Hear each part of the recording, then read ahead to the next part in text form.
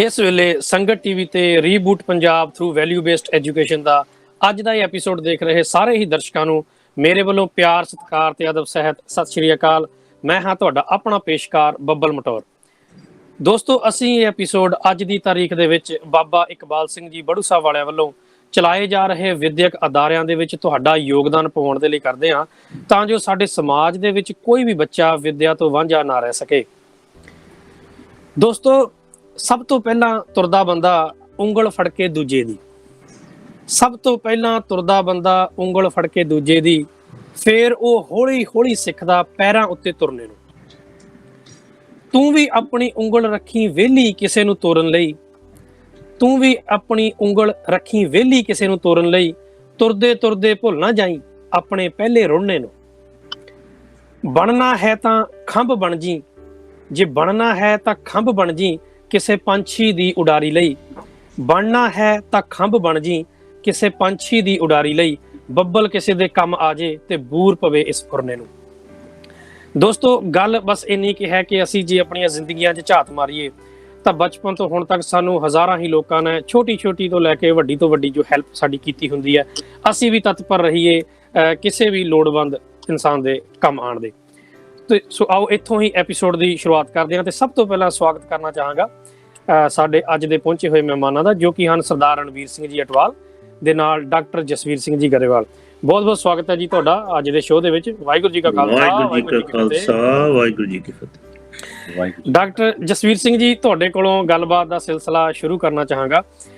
ਤੇ ਸਭ ਤੋਂ ਪਹਿਲਾਂ ਇਹ ਜਾਣਨਾ ਚਾਹਾਂਗਾ, ਕਿਉਂਕਿ ਸਾਨੂੰ ਪਤਾ ਤੁਸੀਂ ਕਾਫੀ ਦੇਰ ਤੋਂ ਕਲਗੀਧਰ ਟਰੱਸਟ ਦੇ ਨਾਲ ਜੁੜੇ ਹੋਏ ਹੋ, ਪਰ ਇਸ ਵਕਤ ਇਹ ਪੁੱਛਣਾ ਚਾਹਾਂਗਾ ਕਿ ਜਿਹੜੇ ਹੁਣ ਇਹ ਵਾਕ ਟੂ ਸੇਵ ਇੱਕ ਈਵੈਂਟ ਜੋ ਹੈ ਲੈ ਕੇ ਆਇਆ ਹੈ ਕਲਗੀਧਰ ਟਰੱਸਟ, ਵਰਲਡ ਵਾਈਡ ਇਹ ਹੋਣਾ ਹੈਗਾ ਆ, ਇਹਦੇ ਬਾਰੇ ਤੁਹਾਡਾ ਕੀ ਪਰਸਪੈਕਟਿਵ ਹੈ? ਹੁਣ ਕੋਵਿਡ ਦੇ ਟਾਈਮ ਦੇ ਉੱਤੇ ਸਾਰੇ ਘਰੇ ਬੈਠੇ ਆ ਕਈ ਚੜਦੇ, ਜੇ ਤੁਸੀਂ ਆਪਦੀਆਂ ਗਾਰਡਨਾਂ ਦੇ ਵਿੱਚ ਵੀ ਤੁਰ ਲਓ, ਪਰ ਇੱਕ ਇੱਕ ਕਦਮ ਦੇ ਉੱਤੇ ਵਾਹਿਗੁਰੂ ਵਾਹਿਗੁਰੂ ਕਰੀ ਜਾਓ ਜੀ, ਤੇ ਲੋਕਾਂ ਨੂੰ ਵੀ ਦੱਸੋ ਕਿ ਤੁਸੀਂ ਜੇ ਇੱਕ ਤਾਂ ਤੁਰਨ ਦੇ ਨਾਲ ਤੁਸੀਂ ਤੁਹਾਡੀ ਹੈਲਥ ਨੂੰ ਆਊਗਾ, ਹੈਲਥ ਤਾਂ ਚੰਗੀ ਹੋਣੀ ਹੈ।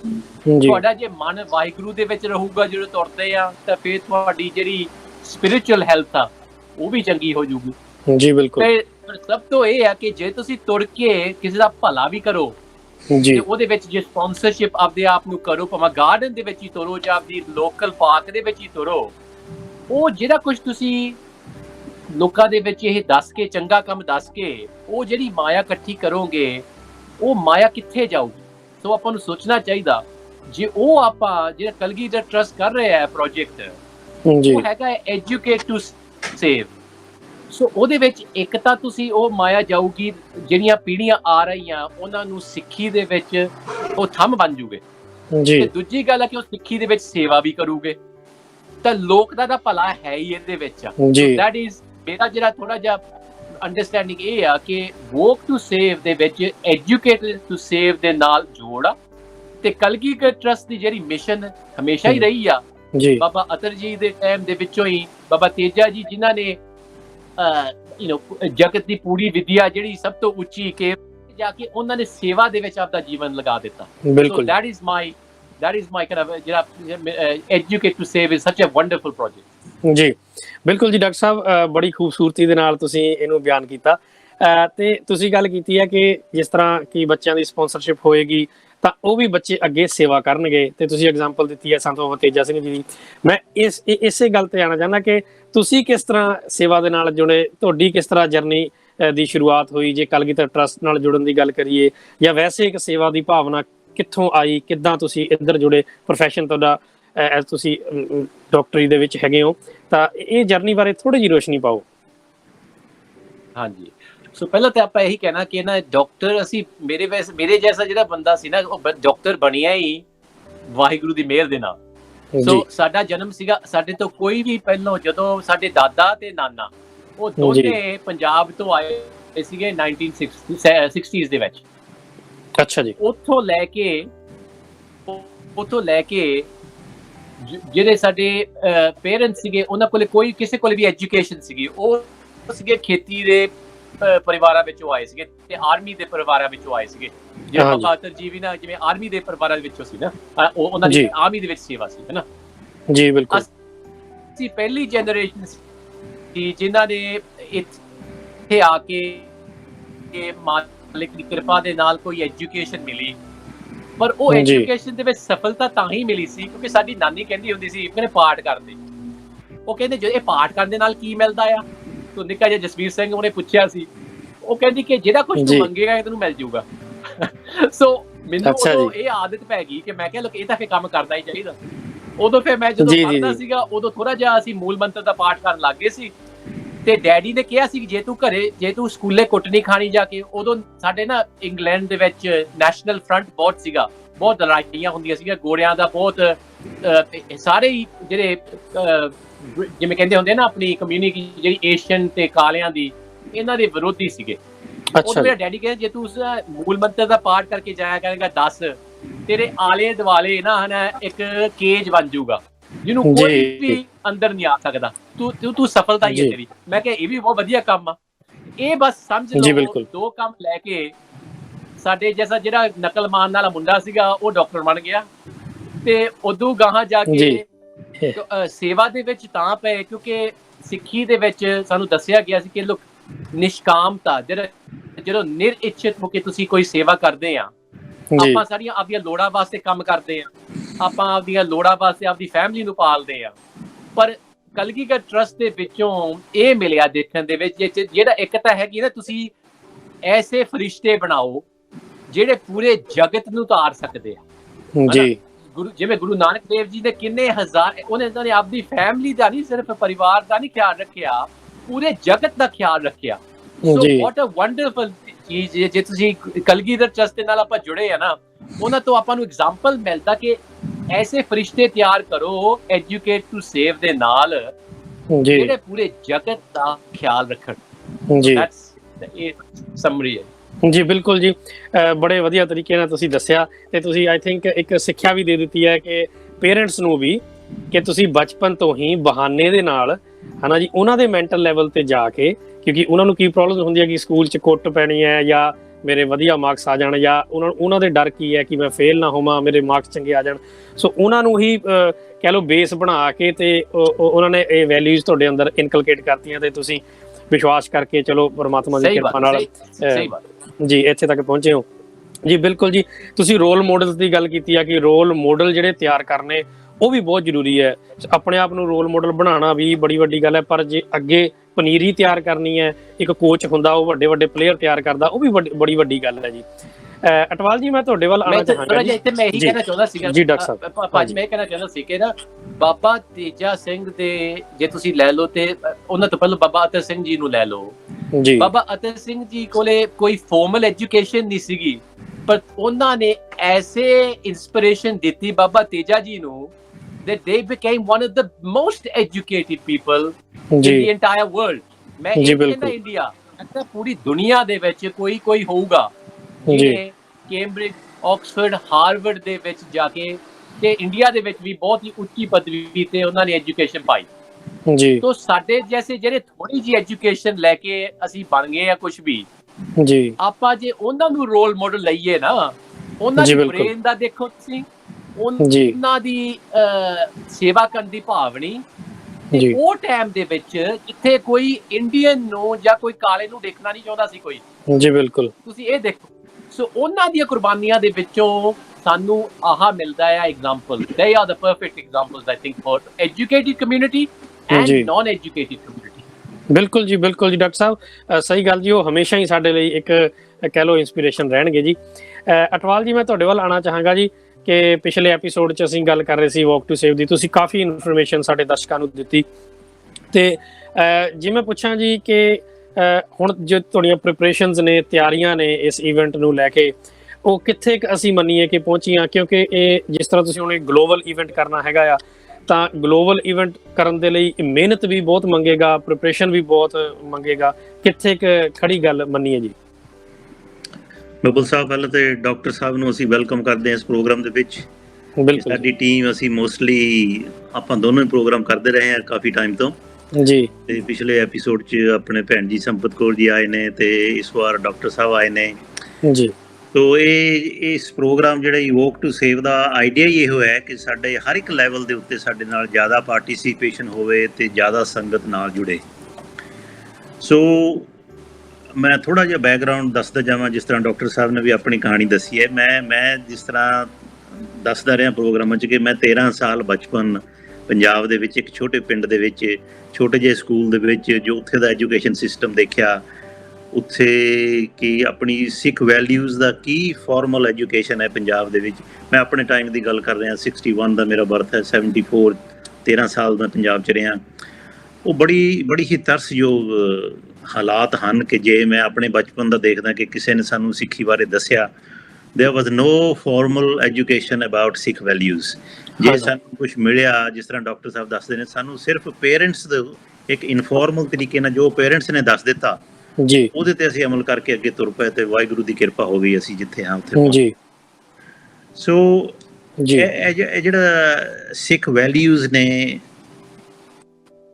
ਐਡਾ ਵੱਡਾ ਕਨਸੈਪਟ ਹੈ ਜਿਹਦੇ ਪਿੱਛੇ ਸਾਨੂੰ ਇੱਕ ਕਨਸੈਪਚੁਅਲ ਸੋਲੀਡੈਰਿਟੀ ਤਾਂ ਹੀ ਬਣ ਸਕਦੀ ਹੈ ਕਿ ਜੇ ਸਾਰੇ ਲੋਕ ਇਸ ਚੀਜ਼ ਨੂੰ ਸਮਝ ਕੇ ਇਹਦੇ ਨਾਲ ਜੁੜਨ।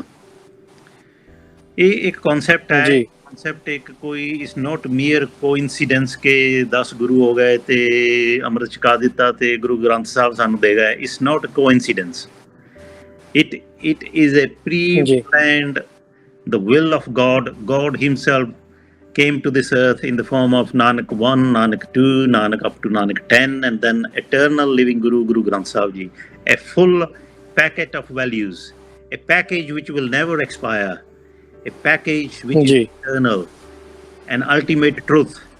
And the saddest thing is we don't have any formal system of educating Sikhs or non-Sikhs.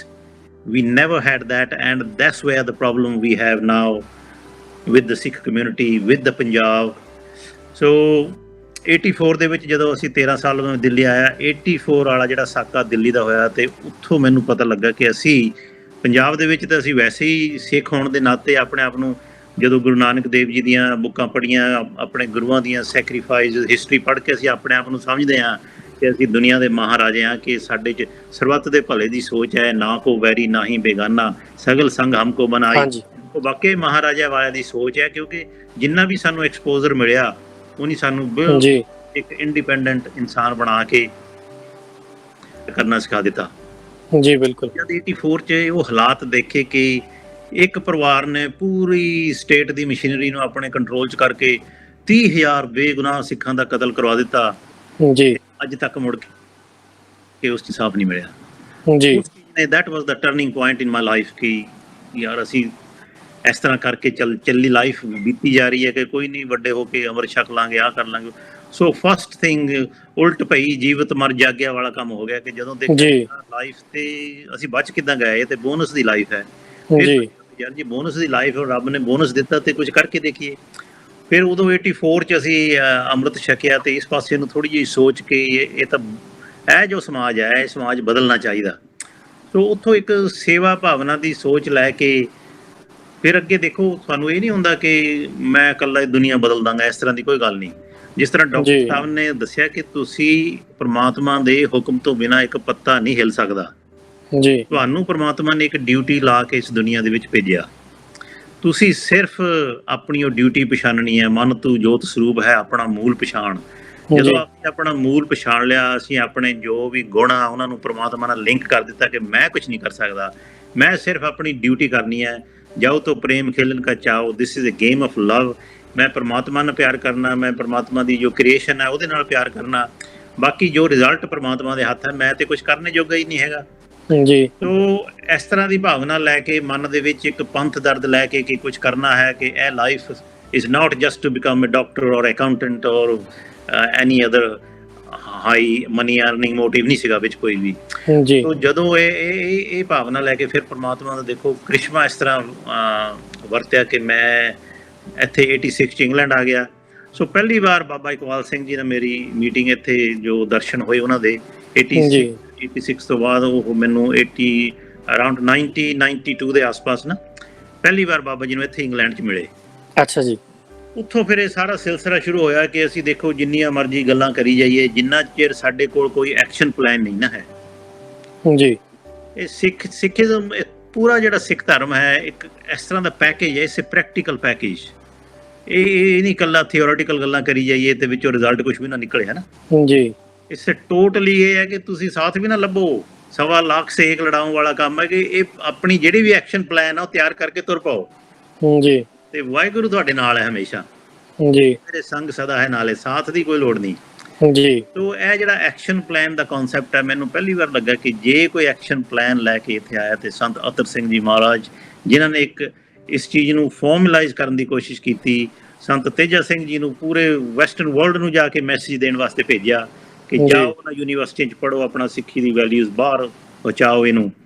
ਸੋ ਉਹ ਜਿਹੜੀ ਫਾਰਮਲਾਈਜੇਸ਼ਨ ਹੈ, ਜੇ ਕਹੀਏ ਕਿ ਇੰਸਟੀਟਿਊਸ਼ਨਲਾਈਜੇਸ਼ਨ ਆਫ ਸਿੱਖੀਜ਼ਮ, ਜੀ, ਸ਼ੁਰੂ ਸੰਤ ਅਤਰ ਸਿੰਘ ਜੀ ਮਹਾਰਾਜ, ਸੰਤ ਤੇਜਾ ਸਿੰਘ ਜੀ ਤੇ ਹੁਣ ਬਾਬਾ ਇਕਬਾਲ ਸਿੰਘ ਜੀ ਜੀ। ਸੋ ਉਹਦੇ ਵਿੱਚ ਹੁਣ ਇਸ ਵੇਲੇ 130 ਸਕੂਲ ਨੇ ਜੀ। ਇਸ ਤਰ੍ਹਾਂ ਦੀ ਇੰਸਟੀਟਿਊਸ਼ਨਸ ਨੇ ਜਿਹੜੀਆਂ ਕਿ ਤੁਹਾਡੀ ਪ੍ਰਾਇਮਰੀ ਐਜੂਕੇਸ਼ਨ ਦੇ ਵਿੱਚ ਹੀ ਨਹੀਂ ਕਹਿਤਾ, ਜਿਸ ਤਰ੍ਹਾਂ ਤੁਸੀਂ ਆਪਣੀਆਂ ਕਵਿਤਾ ਦੇ ਵਿੱਚ ਲਾਈਨਾਂ ਪੜ੍ਹੀਆਂ ਜੀ ਕਿ ਪਹਿਲਾਂ ਕਿਸੇ ਦੀ ਉਂਗਲੀ ਫੜ ਕੇ ਹੀ ਤੁਰਨਾ ਸਿੱਖਣਾ ਪੈਣਾ ਤੁਹਾਨੂੰ। ਹਾਂਜੀ, ਬਿਲਕੁਲ। ਫਿਰ ਤੁਸੀਂ ਇਸ ਕਾਬਲ ਹੋ ਜਾਓ ਕਿ ਇੱਕ ਉਂਗਲੀ ਆਪਣੀ ਖਾਲੀ ਵੀ ਰੱਖੋ ਕਿ ਕਿਸੇ ਹੋਰ ਨੂੰ ਵੀ ਤੋੜਨਾ ਤੁਸੀਂ ਨਾਲ। ਹਾਂਜੀ, ਬਿਲਕੁਲ।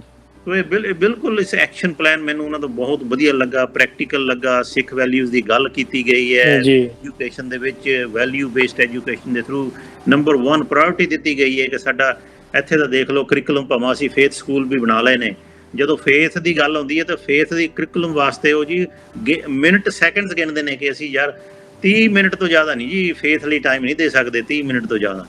ਦੇਖੋ ਗਵਰਨਮੈਂਟ ਇੱਥੇ ਫੇਥ ਸਕੂਲ ਮੈਨੂੰ ਲੱਗਦਾ ਹੁਣ 20 ਹੋ ਗਏ ਨੇ, ਪੂਰਾ ਬਜਟ ਗਵਰਨਮੈਂਟ ਸਾਰਾ ਇਹਨਾਂ ਦਾ ਖਰਚਾ ਹੋਣ ਦੇ ਬਾਵਜੂਦ ਵੀ ਸਾਡੇ ਇੱਥੇ ਦੀ ਜਿਹੜੀ ਕਮਿਊਨਿਟੀ ਟੀਚਰ ਹੈ ਉਹ ਸਿੱਖ ਫੇਥ ਦੇ ਏਜੰਡੇ ਨੂੰ ਅੱਗੇ ਲਿਜਾ ਕੇ ਖੁਸ਼ ਨਹੀਂ ਹੈਗੇ ਜੀ। ਸੋ ਇਹ ਇੱਕ ਇੱਦਾਂ ਦੀ ਆਰਗੇਨਾਈਜੇਸ਼ਨ ਹੈ ਜਿਹਨੇ ਕਿ ਆਪਣਾ ਸਾਰਾ ਕੁਝ ਦਾਅ ਤੇ ਲਾ ਦਿੱਤਾ ਕਿ ਭਾਈ ਤੁਹਾਡਾ ਸਿੱਖ, ਜੇ ਇੱਕ ਸਿੱਖ ਦਾ ਬੱਚਾ ਸਿੱਖੀ ਸਰੂਪ ਦੇ ਵਿੱਚ ਨਹੀਂ, ਜੇ ਇੱਕ ਸਿੱਖ ਦਾ ਬੱਚਾ ਪ੍ਰਾਇਮਰੀ ਸਕੂਲ ਦੇ ਵਿੱਚ ਨਿਤਨੇਮੀ ਨਹੀਂ ਬਣਦਾ, ਅੰਮ੍ਰਿਤ ਛਕਦਾ, so that means we are lacking seriously in our education, we are lacking behind, we will never catch up, and that's where we are today.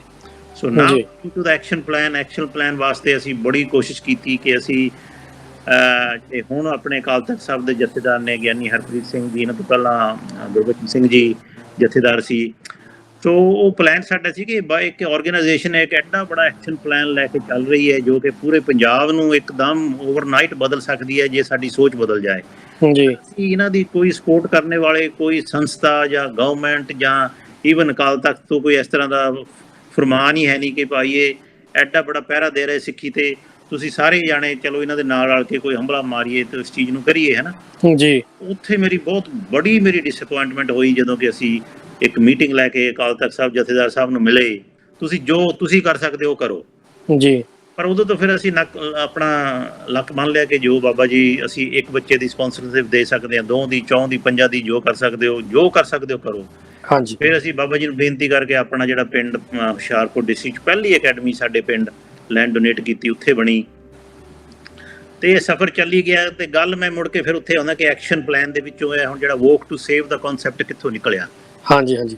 ਸੋ ਅਸੀਂ ਫਿਰ ਪਹਿਲੀ ਮੀਟਿੰਗ ਤੋਂ ਲੈ ਕੇ ਬਾਬਾ ਜੀ ਦੇ ਨਾਲ ਜੁੜੇ ਹੋਏ ਹਾਂ ਤੇ ਜੋ ਵੀ ਕਲਗੀਧਰ ਟਰੱਸਟ ਦਾ ਅਸੀਂ ਕਰ ਸਕਦੇ ਹਾਂ ਆਪਣੇ ਵੱਲੋਂ, ਪਲੱਸ ਸੰਗਤ ਟੀਵੀ ਤੋਂ ਬਹੁਤ ਵੱਡਾ ਕੰਪੇਨ ਆਪਣਾ ਗੁਰੂ ਕੀ ਕਾਸ਼ੀ ਦਾ ਚੱਲਿਆ, ਸੰਗਤਾਂ ਨੇ ਬਹੁਤ ਵੱਡੀ ਸਪੋਰਟ ਦਿੱਤੀ, ਸੰਗਤਾਂ ਦਾ ਉਸ ਵਾਸਤੇ ਬਹੁਤ ਧੰਨਵਾਦ ਹੈ।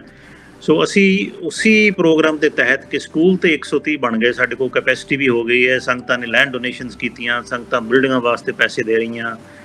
ਤੇ ਜਿਹੜਾ ਮਾਡਲ ਹੈ, ਮਾਡਲ ਇਨ ਇਟਸੈਲਫ ਜਿਹੜਾ ਆਪਰੇਸ਼ਨਲੀ ਮਾਡਲ ਉਹ ਹੈ ਕਿ ਅਸੀਂ ਉਹ ਇੱਕ ਤਰ੍ਹਾਂ ਦਾ ਇਹਦੇ 'ਚ ਕੋਈ ਪ੍ਰੋਫਿਟ ਮੋਟਿਵ ਨਹੀਂ ਹੈਗਾ ਕਿ ਜਿਹੜੀ ਆਪਰੇਸ਼ਨਲ ਕਾਸਟ ਨਿਕਲੀ ਜਾਣ ਤਾਂ ਕਿ ਉਹ ਰੀਜ਼ਨੇਬਲ ਫੀਸ ਬੱਚਿਆਂ ਤੋਂ ਲੈ ਕੇ ਟੀਚਰਾਂ ਦੇ ਓਵਰਹੈਡਸ ਹੋਰ ਖਰਚੇ ਚੱਲੀ ਜਾਣ ਕਿ ਸਕੂਲ ਬੰਦ ਨਾ ਹੋਣ। ਹਾਂਜੀ। ਪਰ ਜਿਹੜਾ expansion is totally based on ਸੰਗਤਾਂ ਦੀ ਡੋਨੇਸ਼ਨਸ, ਜਾਂ ਲੈਂਡ ਡੋਨੇਸ਼ਨ ਹੋ ਗਈ ਜਾਂ ਬਿਲਡਿੰਗ ਦੇ ਕੈਪੀਟਲ ਦੀ ਡੋਨੇਸ਼ਨ ਹੋ ਗਈ। ਸੋ ਇਹ ਸੰਗਤਾਂ ਦੇ ਸਹਿਯੋਗ ਤੋਂ ਬਿਨਾਂ ਇਹ ਆਰਗੇਨਾਈਜੇਸ਼ਨ ਨਾ ਤਾਂ ਇਸ ਲੈਵਲ ਤੇ ਪਹੁੰਚ ਸਕਦੀ ਸੀ ਤੇ ਨਾ ਹੀ ਅੱਗੇ ਪ੍ਰੋਗਰੈਸ ਕਰ ਸਕਦੀ ਹੈ। ਬਿਲਕੁਲ ਜੀ। ਸੋ ਆਪਣੇ ਪਿੰਡ ਅਕੈਡਮੀ ਵੀ ਬਣਾਈ ਤੇ ਫਿਰ ਪ੍ਰੋਬਲਮ ਇਹ ਆ ਗਈ ਕਿ ਬੱਚੇ ਇੰਨੇ ਕਿ ਜਿਹੜੇ ਫੀਸਾਂ ਨਹੀਂ ਦੇ ਸਕਦੇ ਜੀ। ਹੁਣ ਸਾਡੇ ਪੰਜਾਬ 'ਚ 3 ਤੋਂ 5 ਸਾਲ ਦੀ ਉਮਰ ਤੱਕ ਦਾ 2.5 ਲੱਖ ਬੱਚਾ ਹੈ ਜਿਹੜਾ ਕਿ ਸਕੂਲ ਇਸ ਕਰਕੇ ਨਹੀਂ ਜਾ ਰਿਹਾ ਕਿ ਉਹ ਚੰਗੇ ਸਕੂਲ ਦੀ ਮੈਂ ਗੱਲ ਕਰ ਰਿਹਾ, ਬਾਕੀ ਸਰਕਾਰਾਂ ਸਕੂਲ 'ਚ ਤਾਂ ਜੋ ਹੁੰਦਾ ਉਹ ਤੁਹਾਨੂੰ ਪਤਾ ਹੀ ਹੈ ਸਾਰਾ ਕੁਝ, ਹੈ ਨਾ ਜੀ। ਇਹ ਨਾਂ ਦੀ ਕੋਈ ਚੀਜ਼ ਹੈ ਨਹੀਂ। ਉਹ ਹੁਣ ਜਿਸ ਤਰ੍ਹਾਂ ਦੇ ਮੈਂ ਮੰਨਦਾ ਕਿ ਕਲਗੀਧਰ ਟਰੱਸਟ ਦੇ ਸਕੂਲਾਂ ਦੇ ਵਿੱਚ ਪਾਉਣ ਵਾਸਤੇ ਘੱਟੋ ਘੱਟ ਉਹਨਾਂ ਦਾ ਕੁਛ ਨਾ ਕੁਛ ਇੰਤਜ਼ਾਮ ਤਾਂ ਹੋਵੇ ਨਾ, ਅਸੀਂ ਉਹਨਾਂ ਦਾ ਕੋਈ ਫੀਸ ਦੇ ਸਕੀਏ ਜਾਂ ਉਹਨਾਂ ਦੇ ਟੀਚਰਾਂ ਦੇ ਓਵਰਹੈਡ, ਪਿੰਡਾਂ ਦੇ ਵਿੱਚ ਜਾ ਕੇ ਸਕੂਲ ਖੋਲ੍ਹਣੇ, ਪਿੰਡਾਂ ਦੇ ਲਈ ਟੀਚਰ ਟ੍ਰੇਨ ਕਰਨੇ, ਇਟਸ ਅ ਬਿਗ ਕਮਿਟਮੈਂਟ ਹੈ ਉਹਨਾਂ ਦੀ, ਹੈ ਨਾ ਜੀ ਬਿਲਕੁਲ ਕਰ ਰਹੇ ਨੇ, ਸਾਡੇ ਲਈ ਕੈਪੈਸਿਟੀ ਕ੍ਰੀਏਟ ਕੀਤੀ ਹੈ, ਤੇ ਅਸੀਂ ਇੰਨਾ ਵੀ ਨਹੀਂ ਕਰ ਸਕਦੇ ਕਿ 1-2 ਬੱਚਿਆਂ ਦੀ ਰਿਸਪੌਂਸਿਬਿਲਿਟੀ ਲੈ ਕੇ ਇਹਨਾਂ ਸਕੂਲਾਂ ਨੂੰ ਫੁੱਲ ਕੈਪੈਸਿਟੀ ਤੇ ਯੂਟੀਲਾਈਜ਼ ਤੇ ਕਰ ਲਈਏ ਨਾ ਜੀ।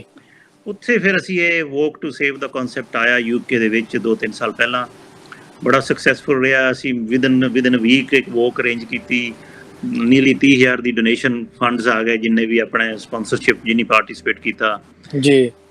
ਫਿਰ ਹੁਣ ਇਹ ਜਿਹੜਾ COVID-19 ਦੇ ਨਾਲ ਜਿਹੜਾ ਚੈਲੰਜ ਆਇਆ ਨਾ, COVID-19 ਦੇ ਵਿੱਚ ਦੇਖੋ ਇਸ ਸਰਕਾਰ ਇੱਥੇ ਇੰਗਲੈਂਡ ਦੇ ਵਿੱਚ ਕਿੰਨੀਆਂ ਸਹੂਲਤਾਂ ਨੇ, ਤੁਹਾਨੂੰ ਫਰਲੋ ਮਨੀ ਮਿਲ ਰਹੀ ਹੈ, ਤੁਹਾਨੂੰ ਬਾਉਂਸ ਬੈਕ ਲੋਨ ਮਿਲ ਰਹੇ ਨੇ, ਤੁਹਾਨੂੰ ਗ੍ਰਾਂਟਸ ਮਿਲ ਰਹੀਆਂ ਨੇ।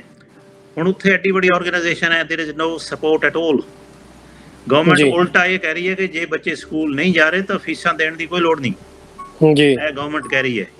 ਜੇ ਬੱਚੇ ਫੀਸਾਂ ਨਹੀਂ ਦੇਣਗੇ ਤੇ ਉਹ ਟੀਚਰਾਂ ਨੂੰ, ਹੁਣ 130 ਸਕੂਲਾਂ ਦੇ ਟੀਚਰਾਂ ਨੂੰ ਕੀ ਉਹਨਾਂ ਨੂੰ ਜਵਾਬ ਦੇਣਗੇ ਤੁਸੀਂ ਘਰ ਚਲੇ ਜਾਓ ਜੀ। ਉਹ ਟੀਚਰ ਇੱਕ ਤਰ੍ਹਾਂ ਦੀ ਨਾ, ਹਰ ਇੱਕ ਚੀਜ਼ ਜਿਹੜੀ ਇੰਡੀਆ ਦੇ ਵਿੱਚ ਥੋੜੀ ਵੀ ਸਕਸੈਸ ਵੱਲ ਨੂੰ ਚੱਲਦੀ ਹੈ ਤੇ ਉਹਨੂੰ ਡਿਸਟਰੋਏ ਕਰਨ ਦਾ, ਉਹਦੇ 'ਚ ਮੈਨੂੰ ਲੱਗਦਾ ਕੋਈ ਬਿਲਟ ਇਨ ਸਿਸਟਮ ਹੀ ਹੈ ਇੰਡੀਆ ਦੇ ਵਿੱਚ, ਕਿ ਉਹ ਜਿਹੜਾ ਕਰਪਸ਼ਨ ਦਾ ਸਿਸਟਮ ਹੈ, ਅਤੇ ਉਹ ਮਤਲਬ ਨਾ ਕਿਸੇ ਚੰਗੀ ਚੀਜ਼ ਨੂੰ ਵਧਣ ਫੁੱਲਣ ਦਿੰਦਾ ਹੀ ਨਹੀਂ ਜੀ।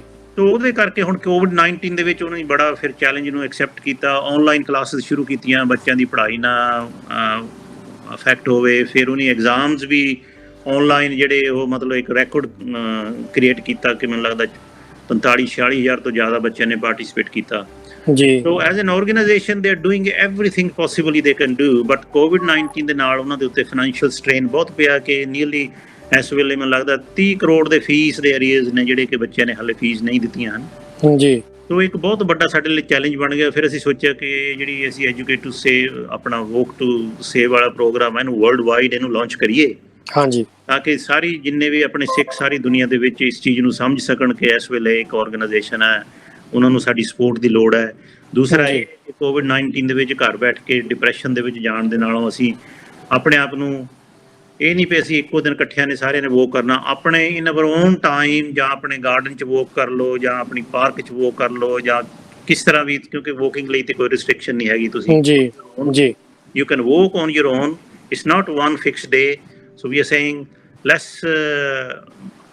take an example, Guru Nanak Dev Ji the example ਲੈ ਕੇ ਕਿ ਲਾਈਫ ਟਾਈਮ 'ਚ 28,000 ਕਿਲੋਮੀਟਰ ਚੱਲੇ ਨੇ ਜੀ। ਵਰਲਡ ਵਾਈਡ ਇਹ ਮਿਨੀਮਮ ਟਾਰਗੇਟ ਹੈ ਕਿ ਅਸੀਂ 28,000 ਕਿਲੋਮੀਟਰ ਚੱਲਣਾ ਜੀ, ਤੇ ਅਸੀਂ ਚੱਲਣਾ ਹੈਗਾ ਇਨ 28 days from 1st of August to 28th of August ਜੀ। ਸੋ ਅਸੀਂ ਪਾਰਟਿਸਿਪੇਟ ਕਰਨਾ।